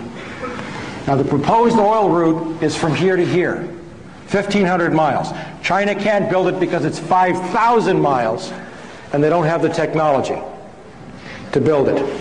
We do, thanks to a company named Halliburton, which was chaired with the CEO was Dick Cheney, right? Okay, they're probably going to build the pipeline. Okay, so now that you see this relationship, what he's saying is you build a block starting with Islamic fundamentalism, which we've supported and created, to keep Russia from moving south to reassert control, but then you build up these countries so that they're so powerful, and with a weakened Russia, Russia can't make a move to control, and all the oil reserves are right in here. Okay? And we have effectively made China dependent upon our technology because they need the oil desperately. Now, Uzbekistan, nationally the most vital and the most populous of the Central Asian states, represents the major obstacle to any renewed Russian control over the region. Its dependence is critical to the survival of other Central Asian states and is the least vulnerable to Russian pressures. Where was the first place that President Bush announced we were sending troops after the attacks on September 11th? We were already there. We'd been training Uzbeki troops for more than 5 years. Referring to an area he calls the Eurasian Balkans and a 1997 map in which he circled the exact location. Now remember, this is a book written 4 years ago. And I'm going to show you a map where Zbigniew Brzezinski said the next world conflict was going to take place. Afghanistan, Iran, Turkmenistan, Uzbekistan, Tajikistan, Kyrgyzstan, Kazakhstan. This is where he said 4 years ago the United States, in order to sustain its precarious, that's my words, economy, would have to control that to maintain its role as the global superpower and to become the world's only superpower. In effect, the ruling nation of the world. That's his map from 4 years ago.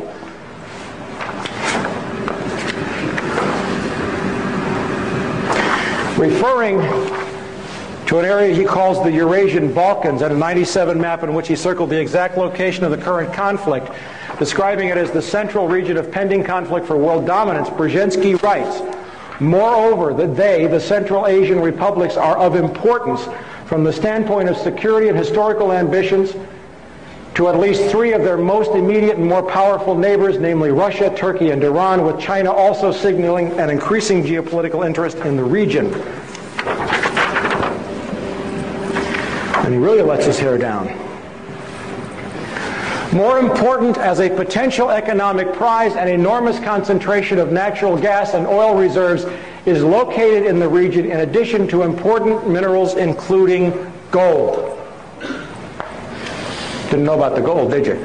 The world's energy consumption is bound to vastly increase over the next 2 or 3 decades. Estimates by the U.S. Department of Energy anticipate that world demand will rise by more than 50% between 1993 and 2015, with the most significant increase in consumption occurring in the Far East, China. The momentum of Asia's economic development is already generating massive pressures for the exploration and exploitation of new sources of energy in the Central Asian region, and the Caspian Sea basin are known to contain reserves of natural gas and oil that dwarf those of Kuwait, the Gulf of Mexico, and the North Sea. Once pipelines to the area have been developed, Turkmenistan's truly vast natural gas reserves augur a prosperous future. He's talking about the pipelines. Without sustained and directed American involvement, before long, the forces of global disorder. Global disorder? You mean democracy? Global disorder could come to dominate the world scene, and the possibility of such a fragmentation is inherent in the geopolitical tensions not only of today's Eurasia, but of the world more generally. The most immediate task is to make certain that no state or combination of states gains the capacity to expel the United States from Eurasia, or even to diminish significantly its decisive arbitration role. In the long run, global politics are bound to become increasingly uncongenial to the concentration of hegemonic power in the hands of a single state. Hence, America is not only the first as well as the only truly global superpower, but is also likely to be the very last. And what does he say that's going to happen? He says that the United States will fold into a one-world government in which all nations will cease to exist, run by corporations. I'm paraphrasing it. Now, hold your breath. Very last pages in the book. Moreover, as America becomes an increasingly multicultural society, it may find it more difficult to fashion a consensus on foreign policy issues, except in the circumstance of a truly massive and widely perceived direct external threat.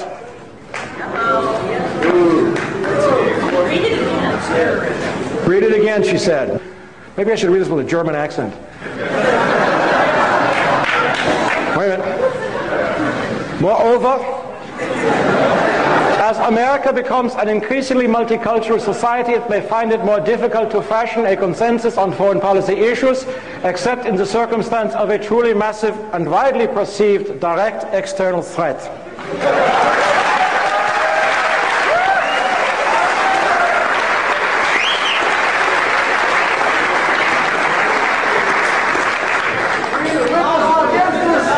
Listen, I want you to know that the Third Reich did not lose the Second World War. It just changed venues. Now we're going to close with a summation And you all are still with me. Nobody's fallen over in their chairs, right? Can I have a minute to take a hit off my Pepsi here? All right, now I'm going to run you through a timeline, which is what a detective would do for a prosecutor. I'm going to run you through a series of events with some information that's absolutely going to curl your socks. Or something. And let's start with some of this we've covered. 1998 and 2000, former President George Bush travels to Saudi Arabia on behalf of the Carlyle Group, the 11th largest defense contractor. While there, he meets privately with the Saudi royal family and the bin Laden family. Source, Wall Street Journal, September 27th. Also from The Wilderness, that's my newsletter, The Best Enemies Money Can Buy. And I hope some of you folks are going to subscribe tonight. Chris, wherever you are, raise your hand. January 2001, the Bush administration orders the FBI and intelligence agencies to back off investigations involving the bin Laden family, including two of Osama bin Laden's relatives, Abdullah and Omar bin Laden. There goes the black sheep theory, who were living, guess where? In Falls Church, Virginia, right next to CIA headquarters.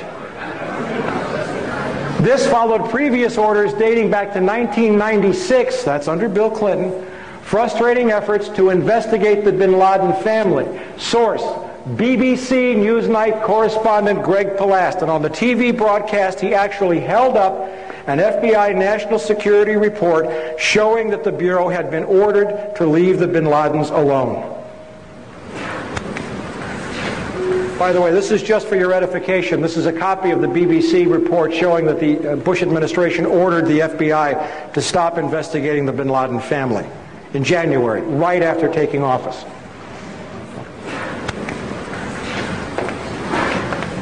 February 13th, UPI terrorism correspondent Richard Sale, while covering a trial of bin Laden's al-Qaeda followers, reports that the National Security Agency has broken bin Laden's encrypted communications.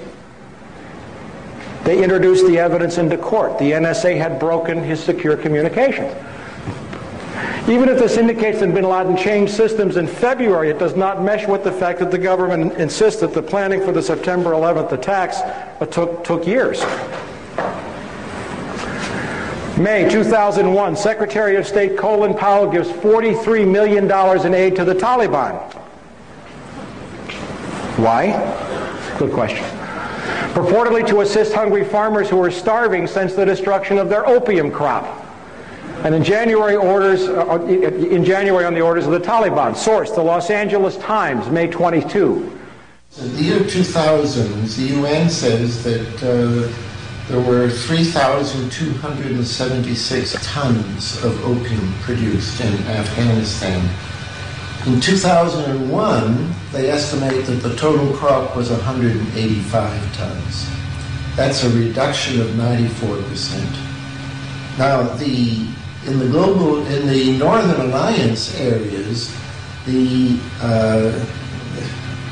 there was an increase. There were two provinces that one place it grew by, I think, 185%, almost doubled, and another it increased tenfold.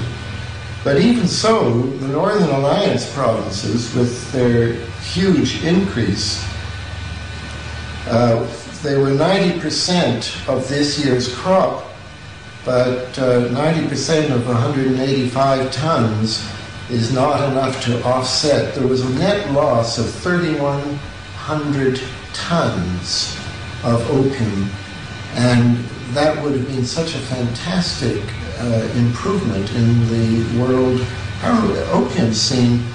But now that they're replanting fields all over Afghanistan with opium, that possible victory we could have seen over drugs is being wiped out as a result of the U.S. intervention. May 2001, Deputy Secretary of State, one of my favorite guys in the whole world, Richard Armitage, a former Navy SEAL who used to go on kill missions in Laos and Cambodia, who has been dealing drugs for most of his adult life, who was involved in Iran-Contra and death squads, and who has been around this world as a covert operative, goes to India at the same time while the DCI, the CIA director George Tenet, travels to Pakistan. Armitage is the cover. It's a publicized tour. Tenet makes a quiet stop to Pakistan, where he spends a long time with General Pervez Musharraf, our great ally in Pakistan. Pakistan's the largest supporter of terrorism in the world, by the way. Armitage has deep intelligence connections, but Tenet spends hours, and it would be reasonable to assume, wouldn't you agree, that the head of the Central Intelligence Agency, if he's meeting with the president of Pakistan, would also meet with the head of Pakistani intelligence? Wouldn't that make sense to you? Remember, the head of Pakistani intelligence has to be approved by the CIA by treaty. The guy's name is Lieutenant General Mahmood Ahmad. Source, the Indian Sapra News Agency, May 22nd. I have copies of all of these. My $1,000 is safe. June 2001. German intelligence, the BND, the Bundesnachrichtendienst, warns the CIA and Israel that Middle Eastern terrorists are planning to hijack commercial aircraft to use as weapons to attack important symbols of American and Israeli culture. Source, the Frankfurter Allgemeine Zeitung, that's a great newspaper in Germany, September 14th. July 2001. 3 American officials, Tom Simmons, former U.S. ambassador to Pakistan, Carl Inderfurth, former Assistant Secretary of State, Lee Coldren, former State Department expert on South Asia, meet with Pakistani and Russian intelligence officers in Berlin and tell them that the U.S. is planning military strikes against Afghanistan in October. A French book, La Vérité Interdite, discloses that Taliban representatives often sat in on the meetings.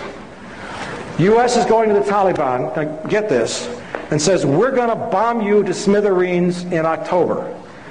Could we call that provocation?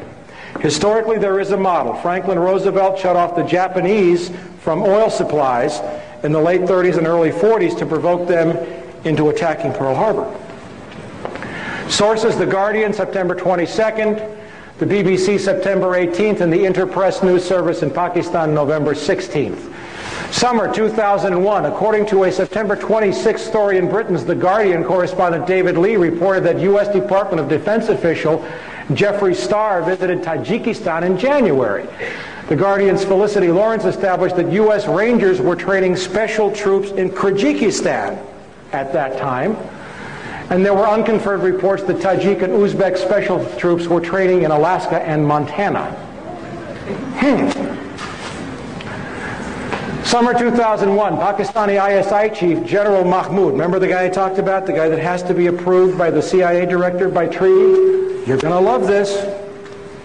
Pakistani ISI chief General Mahmoud orders an aide to wire transfer $100,000 to Mohammed Atta, the lead hijacker.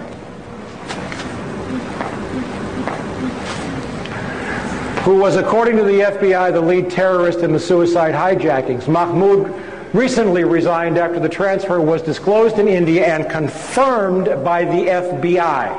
Source, The Times of India, October 11th. Our allies wiring $100,000 to the lead hijacker before the attacks. Summer 2001, an Iranian man phones the U.S. law enforcement to warn of an imminent attack on the World Trade Center in the week of September the 9th. World Trade Center, September the 9th. German police confirm the calls but state the U.S. Secret Service would not reveal any information. I got this from the German news agency Online, i.e. September 14th, 2001. August 2001. The FBI arrests an Islamic militant linked to bin Laden in Boston. French intelligence sources confirm the man is a key member of bin Laden's network, and the FBI learns that he has been taking flying lessons in Boston. At the time of his arrest in Boston, where 2 of the planes are hijacked, the man is in possession of technical information on Boeing aircraft and flight manuals. Reuters, September 13th. Summer 2001, Russian intelligence notifies the CIA that 25 terrorist pilots have been specifically training for suicide missions. This is reported in the Russian press, and I have one of my sources, I have several sources who are former CIA officers, translated the article for me. July 4th through 14th, Osama bin Laden receives treatments for kidney disease at the American hospital in Dubai and meets with a CIA official who returns to CIA headquarters on July 15th. This is the guy who blew up the coal and the embassies that Bill Clinton signed an order it's okay to execute. He gets treatment at an American hospital in Dubai and flies out on a private plane. Oliver North in the 80s, Oliver North is one of my least favorite people, but he sent Navy planes to track down terrorists on the Achille Lauro. The moment bin Laden entered international airspace, he would have been fair game. The source for this story is Le Figaro, French newspaper, October 31st. Now, I got to throw in a caveat here. Le Figaro is owned by the Carlyle Group. These guys can't control everybody, okay? And they can't control reporters. Le Figaro was emphatic that they had confirmed the details of the story. The CIA immediately came out with an adamant denial, but the CIA never lies. You know, so did some people at the hospital. But you don't have to take the story as all or everything. But Le Figaro has not retracted the story. August 2001, Russian President Vladimir Putin orders Russian intelligence to warn the U.S. government in the strongest possible terms of imminent attacks on airports and government buildings.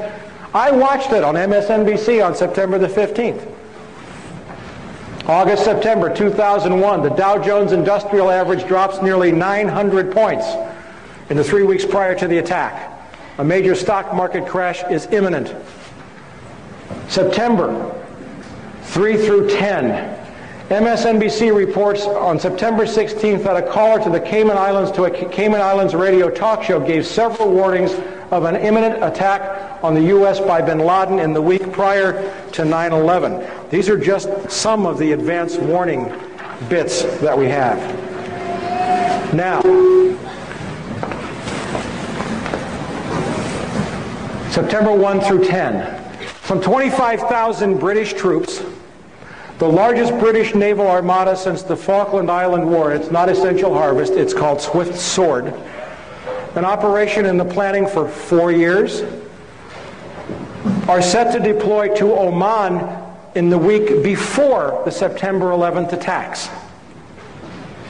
It takes years to plan this kind of a deployment.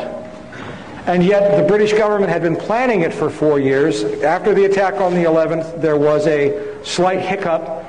They waited, but the deployment went ahead as scheduled, supposedly to support the U.S. But you have to understand, I don't know how many veterans we have in this room,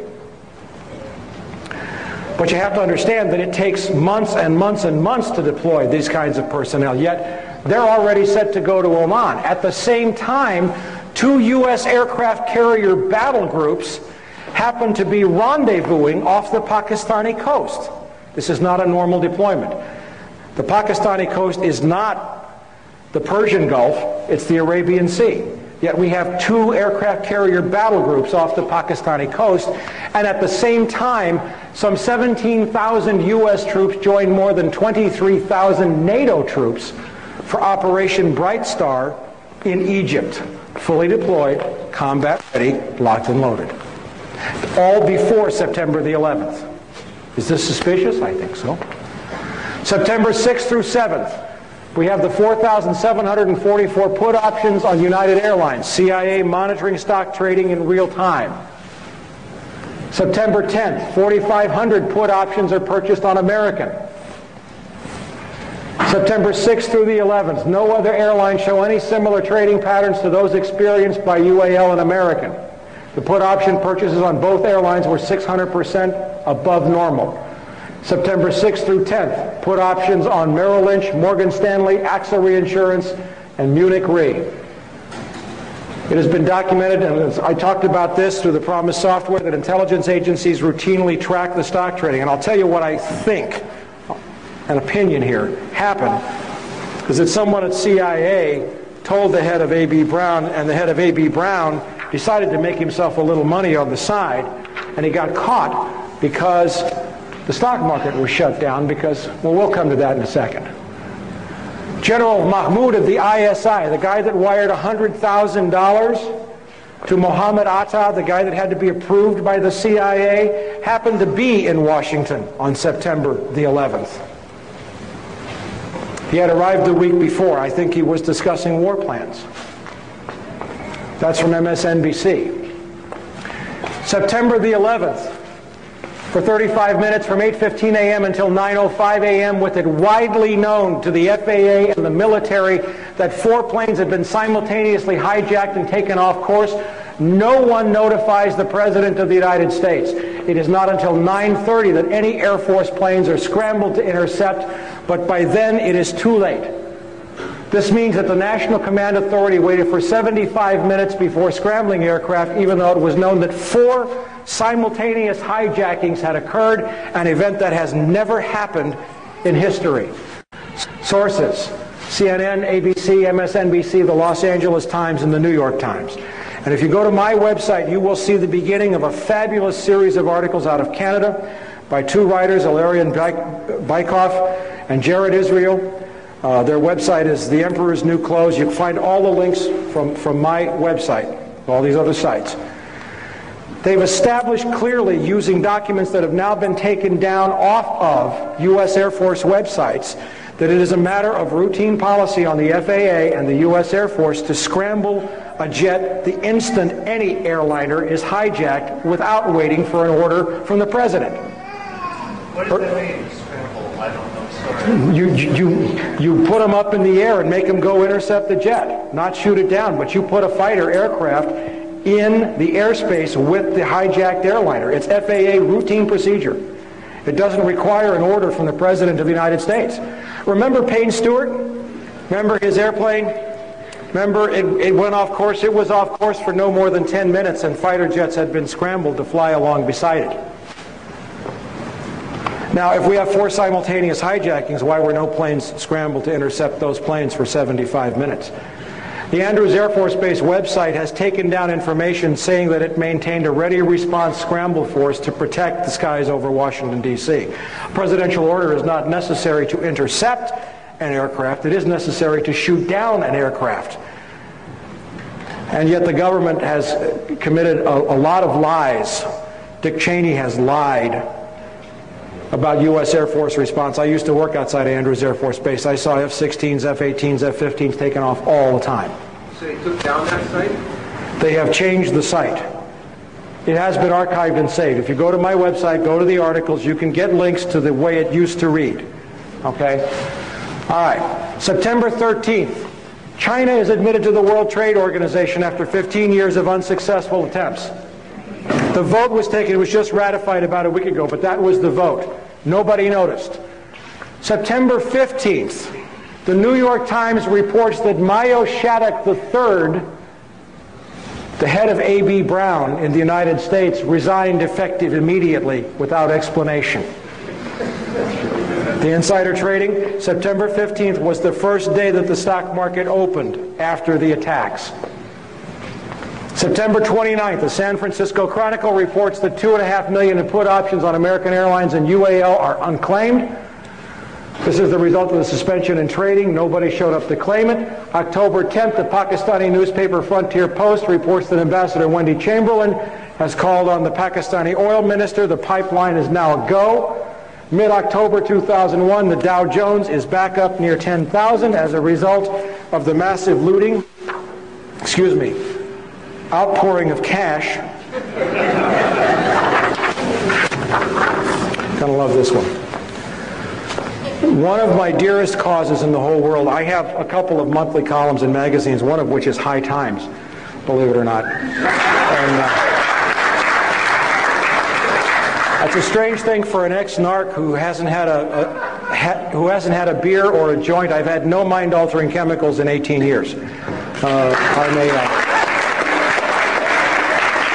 It'll be 19 in January. I'm a recovering alcoholic, and I work a lot with men in recovery. I've written more than 30 articles on the subject of drug addiction and recovery for the U.S. Journal of Drug and Alcohol Dependence, and I can tell you that drug addiction is a medical, social, and spiritual problem. It is not a criminal problem.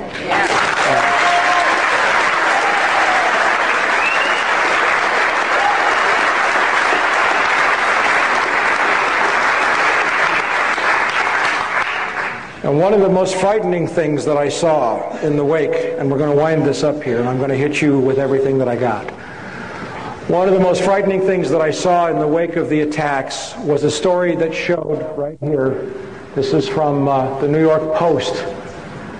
That the two companies, most of you know that some 30 to 40% of the prison inmates in this company are housed by private corporations who trade their stock on Wall Street based upon the number of human beings that they're housing in prison. That's what our economy has evolved into. We are a search and destroy economy. A snake eating its own tail is not nutritious, yet that's what we're doing. And I saw that the stocks of these two companies, Corrections Corporation of America and Wackenhut, went up 300% in the, 2 weeks after the attacks. And not only that, you read this story, and there was an urgent request outside of the budget for 40,000 new prison beds. That's before the next year's budget. Now, does anybody here think there are 40,000 Islamic terrorists in this country? Who are those beds for? I'll tell you when I get there, you know? Okay? But the Bureau of Prisons budget request next year is supposed to ask for something, and this is not confirmed, but I've heard on the order of 400,000 new prison beds. Maybe more. Do you have that on your site? What I just showed you was in one of the issues of the newsletter on the site, yes. Now, in January of this year, when the Bush administration took office, these are the folks that brought us savings and loan with Lockheed Martin, DynCorp, looting $2 trillion out of the Department of Defense, $59 billion out of HUD. That's to sustain this bubble, to maintain the grip on power of this CFR trilateral group that has taken us into a war for Central Asian oil before the age of oil ends. And in January I said, they're going to go after Social Security. You mark my words. The savings and loan was just a warm-up. And here I find this story, or this letter, written to the Honorable Daniel Patrick Moynihan, who is the head of the President's Commission to strengthen, Newspeak, Orwell, strengthen Social Security. And the letter is from two members of Congress. It's from Henry Waxman, I don't have the second page, and one other member of Congress. And you know what they're saying? You've locked us out of your meetings. You're having closed-door, classified meetings on Social Security. We're the members of the Ways and Means Committee that are charged with Social Security oversight, and you have locked us out of the meetings. Does that scare you? It scares me. They've just been writing letters so far. Hey, listen, I'm going to come to this, but, there's a few bright lights on the hill. They aren't fully bright yet, but there are some people speaking out. And in the wake of the total assault on American civil liberties, Patrick Leahy, forgive me, had the temerity to write 6 letters to Attorney General John Ashcroft demanding that he testify before the Senate Judiciary Committee on such matters as military tribunals and Ashcroft's unilateral decision to begin wiretapping attorney-client conversations in terrorist cases. And he said, I demand that you respond to me in writing. I think it was by the 13th. Well, he got a response in writing, but it was an anthrax letter.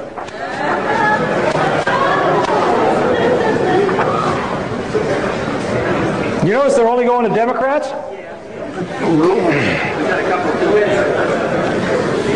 All right, now let's look at this. H.R. 3162, the Patriot Act. Hey, let's hear it for the Patriot Act.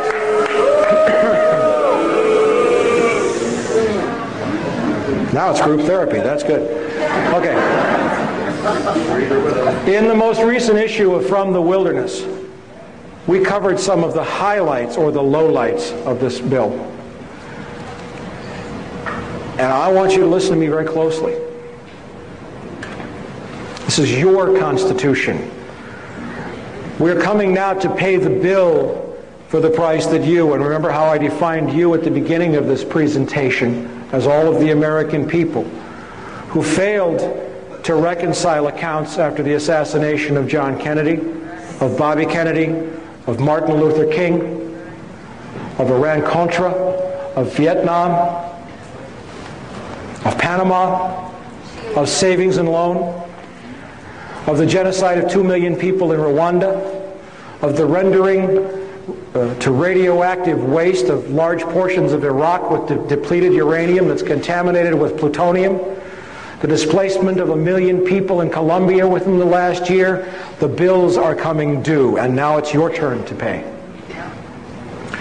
The Patriot Act that was passed just recently includes several provisions. First of all, the FBI can enter your home in a criminal investigation. I think it's criminal. They might have said terrorist. It doesn't make any difference how you define it. When you're not there, without a search warrant, they may seize whatever they want to seize and use it to convict you in a court of law for a crime when you didn't even know they came. Now, how many people know that the Fourth Amendment to the United States Constitution is supposed to protect us against unreasonable searches and seizures?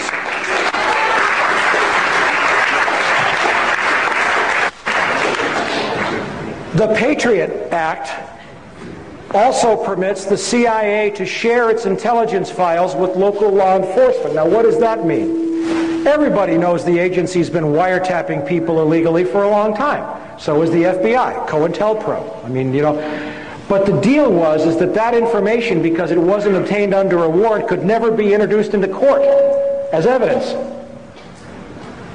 Now when the CIA turns all that information over to the Los Angeles Police Department or the Chicago Police Department, they can write that up as a probable cause statement, go out and find one other piece of evidence, and put it all into court. Gee, the Fourth Amendment is gone. The exclusionary rule, it's gone. The Act also provides that local police agencies can share their intelligence with the CIA, who may in turn share it with foreign intelligence agencies. We have the beginnings of a global secret police. Echelon is a program of wiretapping run by the United States, Great Britain, Australia, New Zealand, and Canada. And it was originally set up on the premise, gee, it's illegal for CIA to wiretap Americans, but there's nothing wrong with the Canadians doing it. And Americans will wiretap the British, and the Australians will wiretap, and then we all share it. That's Echelon. And now all that information now under the Patriot Act can now be used in terrorist criminal prosecutions. And it's going to get worse for you in just a minute here, if it isn't bad enough already. Okay. In addition, the Patriot Act allows cops to search for judges. You don't have to go to a judge in your jurisdiction. You can go to Joe Friendly Judge, thereby cutting out any judge that might refuse a warrant because it's not illegal. Or because it's illegal, excuse me. Now we have John Ashcroft saying he's going to wiretap attorney-client conversations in terrorist cases. Terrorist cases I'm only going to do it, I swear, you know, involving cases of terrorists with foreigners. Now, the Fifth Amendment to the United States Constitution says that we have an absolute right against self-incrimination, and protected communications are those between an attorney and his client, a husband and his wife, a priest or a spiritual leader and his confessor. Gone. We have President George Walker Bush announcing by fiat, and it evoked a stirring series of editorials by conservative columnist William Safire, that he will now have military tribunals to try terrorists, could be held here in the United States. And in those military tribunals, they don't have to reveal evidence if it's in the interest of national security. They don't have to disclose the voting. They don't have to publicize the trial, and the person convicted can be executed even if 1/3 of the officers disagree. The Sixth Amendment to the United States Constitution provides the right to a fair and speedy trial, the right to confront one's accusers and to examine the evidence against him. Also, under the Patriot Act, it is legal for the FBI to come into any business on a terrorist investigation and seize all of the business records. And what's more, there's a clause in there that says that if it's your business, you can't tell anybody that the FBI was there, or they can lock you up. There goes the First Amendment, the freedom of speech, part of the First Amendment. Now, people who read this, who want to defend the Bush administration, will say, good grief, they wrote a sunset clause into this. It's supposed to go away after 4 years. Well, if you read the sunset clause, and it's in my last issue of From the Wilderness, there's a provision in there that says this clause applies except for in any case where where the investigation was begun before the sunset clause takes effect. The sunset clause doesn't exist. All they have to say is we started this investigation before it's a date in 2005. And there is no sunset clause. There is no Santa Claus. Maybe. This is just the beginning.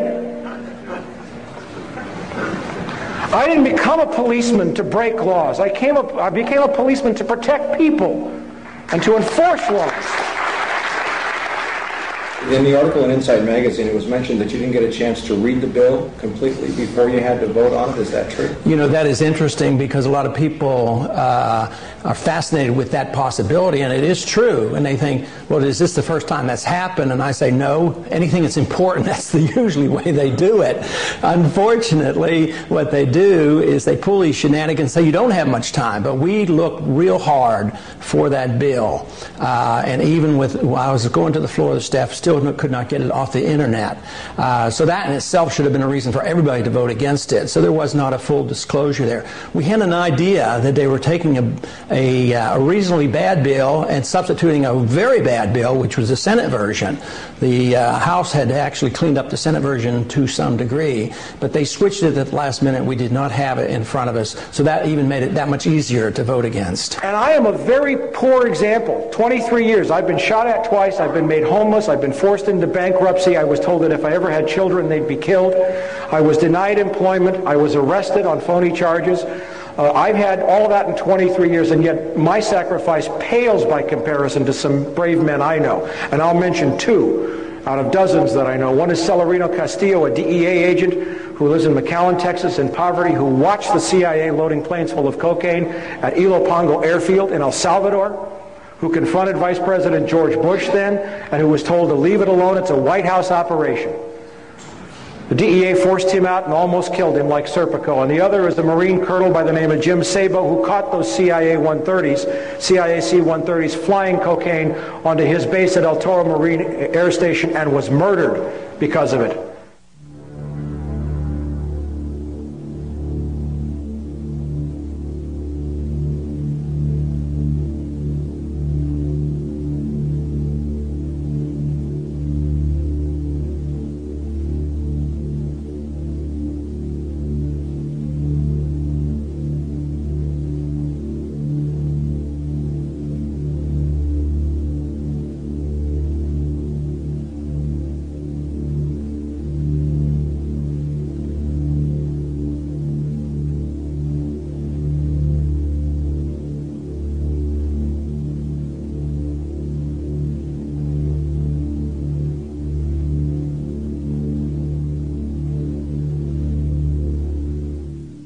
People like us, and I'm just one of many, have been trying to tell people like you that unless you face this now and pay the price, this is what the end result is going to be, and it's only going to get worse. Catherine Austin Fitts has a great saying, if we can face it, God can fix it. But it can't happen until we face it. Now let me show you what's on the drawing boards. This is being debated right now. Model State Emergency Health Powers Act as of October 23rd. This goes in conjunction with the 300 million doses of smallpox vaccine that are being ordered. This is an act that will give state and local governments the right to seal off neighborhoods, herd people into stadiums, close down all transportation, water, and communications, seal off everything, suspend the Constitution, seize property, and suspend the writ of habeas corpus. All justified under a supposed threat of massive biological warfare. This is being debated right now. The criminality of this regime is out of the closet. I noticed it was out of the closet in May when Citibank bought Banamex. They don't care anymore. They're arrogant. But I got news for you. These guys, and especially George W. Bush, play in a rigged game. They've always played in a rigged game. And those who play in a rigged game get stupid because they don't have to perform. Their arrogance gets them. Now, if you have any lingering doubts, and you can go to my website and read all of these documents of Operation Northwoods. These are declassified top secret documents from 1962 showing that the Joint Chiefs of Staff had planned to shoot down 2 American airliners and blame it on Fidel Castro for the purpose of getting a war with Cuba. You don't have to believe me. Go read the declassified documents yourself. They don't care about us. Okay? They're all on the website.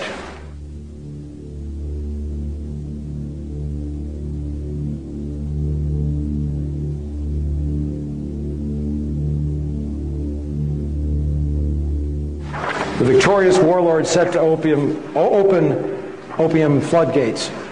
The Northern Alliance is planting opium poppies hand over fist, and the CIA will control that drug trade and control the money to keep the bubble on Wall Street afloat. Now, I want to leave you with a couple of thoughts.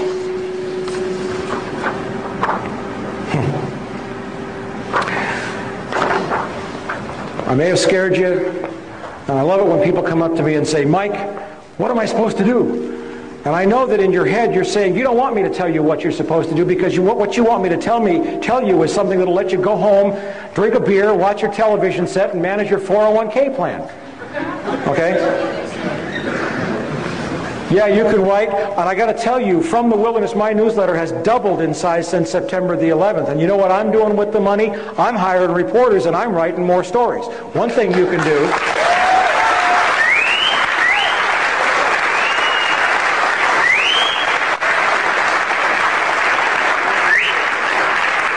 One thing you can do is vote with your money. Stop giving money to people who lie to you. Okay? Now, I'll give you a little word of inspiration. I'll give you, this is a comment on the Patriot Act.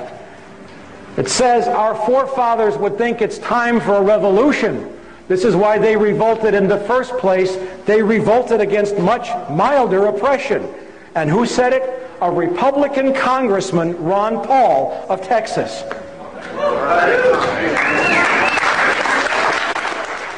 To vote against the Patriot Act was a very easy vote for me. To me, it was a clear violation of the civil liberties of all Americans. It was called Patriot Act because they didn't want anybody to vote against it, claiming that if you didn't vote for it, you weren't a patriotic American citizen. I think it was probably the opposite way. I think those who voted for it voted for a bill that undermined the Fourth Amendment, the whole principles of individual freedom and liberty in this country. So it was very easy for me to oppose a bill that would just open up Pandora's box with search warrants and the whole ability to wiretap and listen to all our communications, whether they were on the internet, and check on websites, the whole works. It was very easy for me to vote against that bill.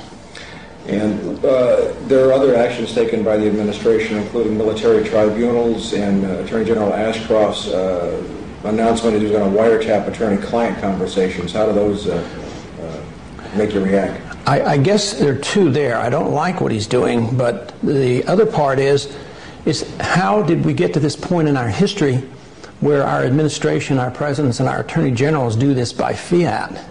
Just come up and declare, well, there's going to be new military tribunals set up, or we're going to wiretap communications between the accused and their lawyers, and they didn't even confer with the Congress.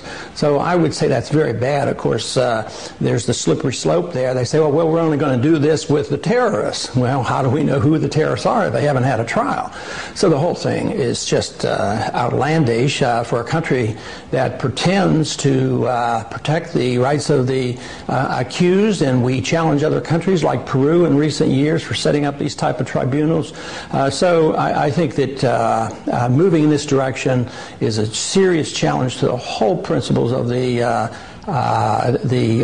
10 Amendments and the Constitution.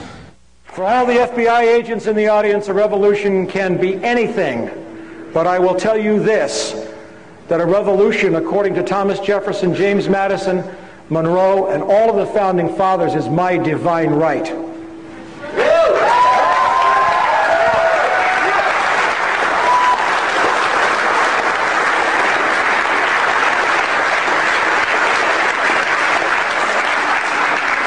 One of the most offensive statements I have heard since September the 11th was Pennsylvania Governor Tom Ridge when he was sworn in.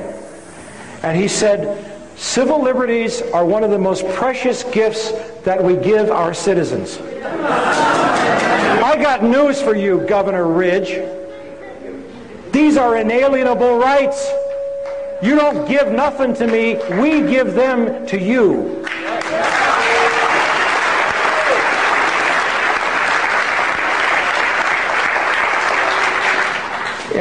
During the Civil War, Abraham Lincoln suspended the writ of habeas corpus, and it led to one of the most powerful and most important trials that ever reached the Supreme Court of the United States. The case was Ex parte Milligan. And this is what they had to say. They said, the Constitution of the United States is a law for rulers and people equally in war and in peace, and covers with the shield of its protection all classes of men at all times and under all circumstances. No doctrine involving more pernicious consequences was ever invented by the wit of man than that any of its provisions can be suspended during any of the great exigencies of government.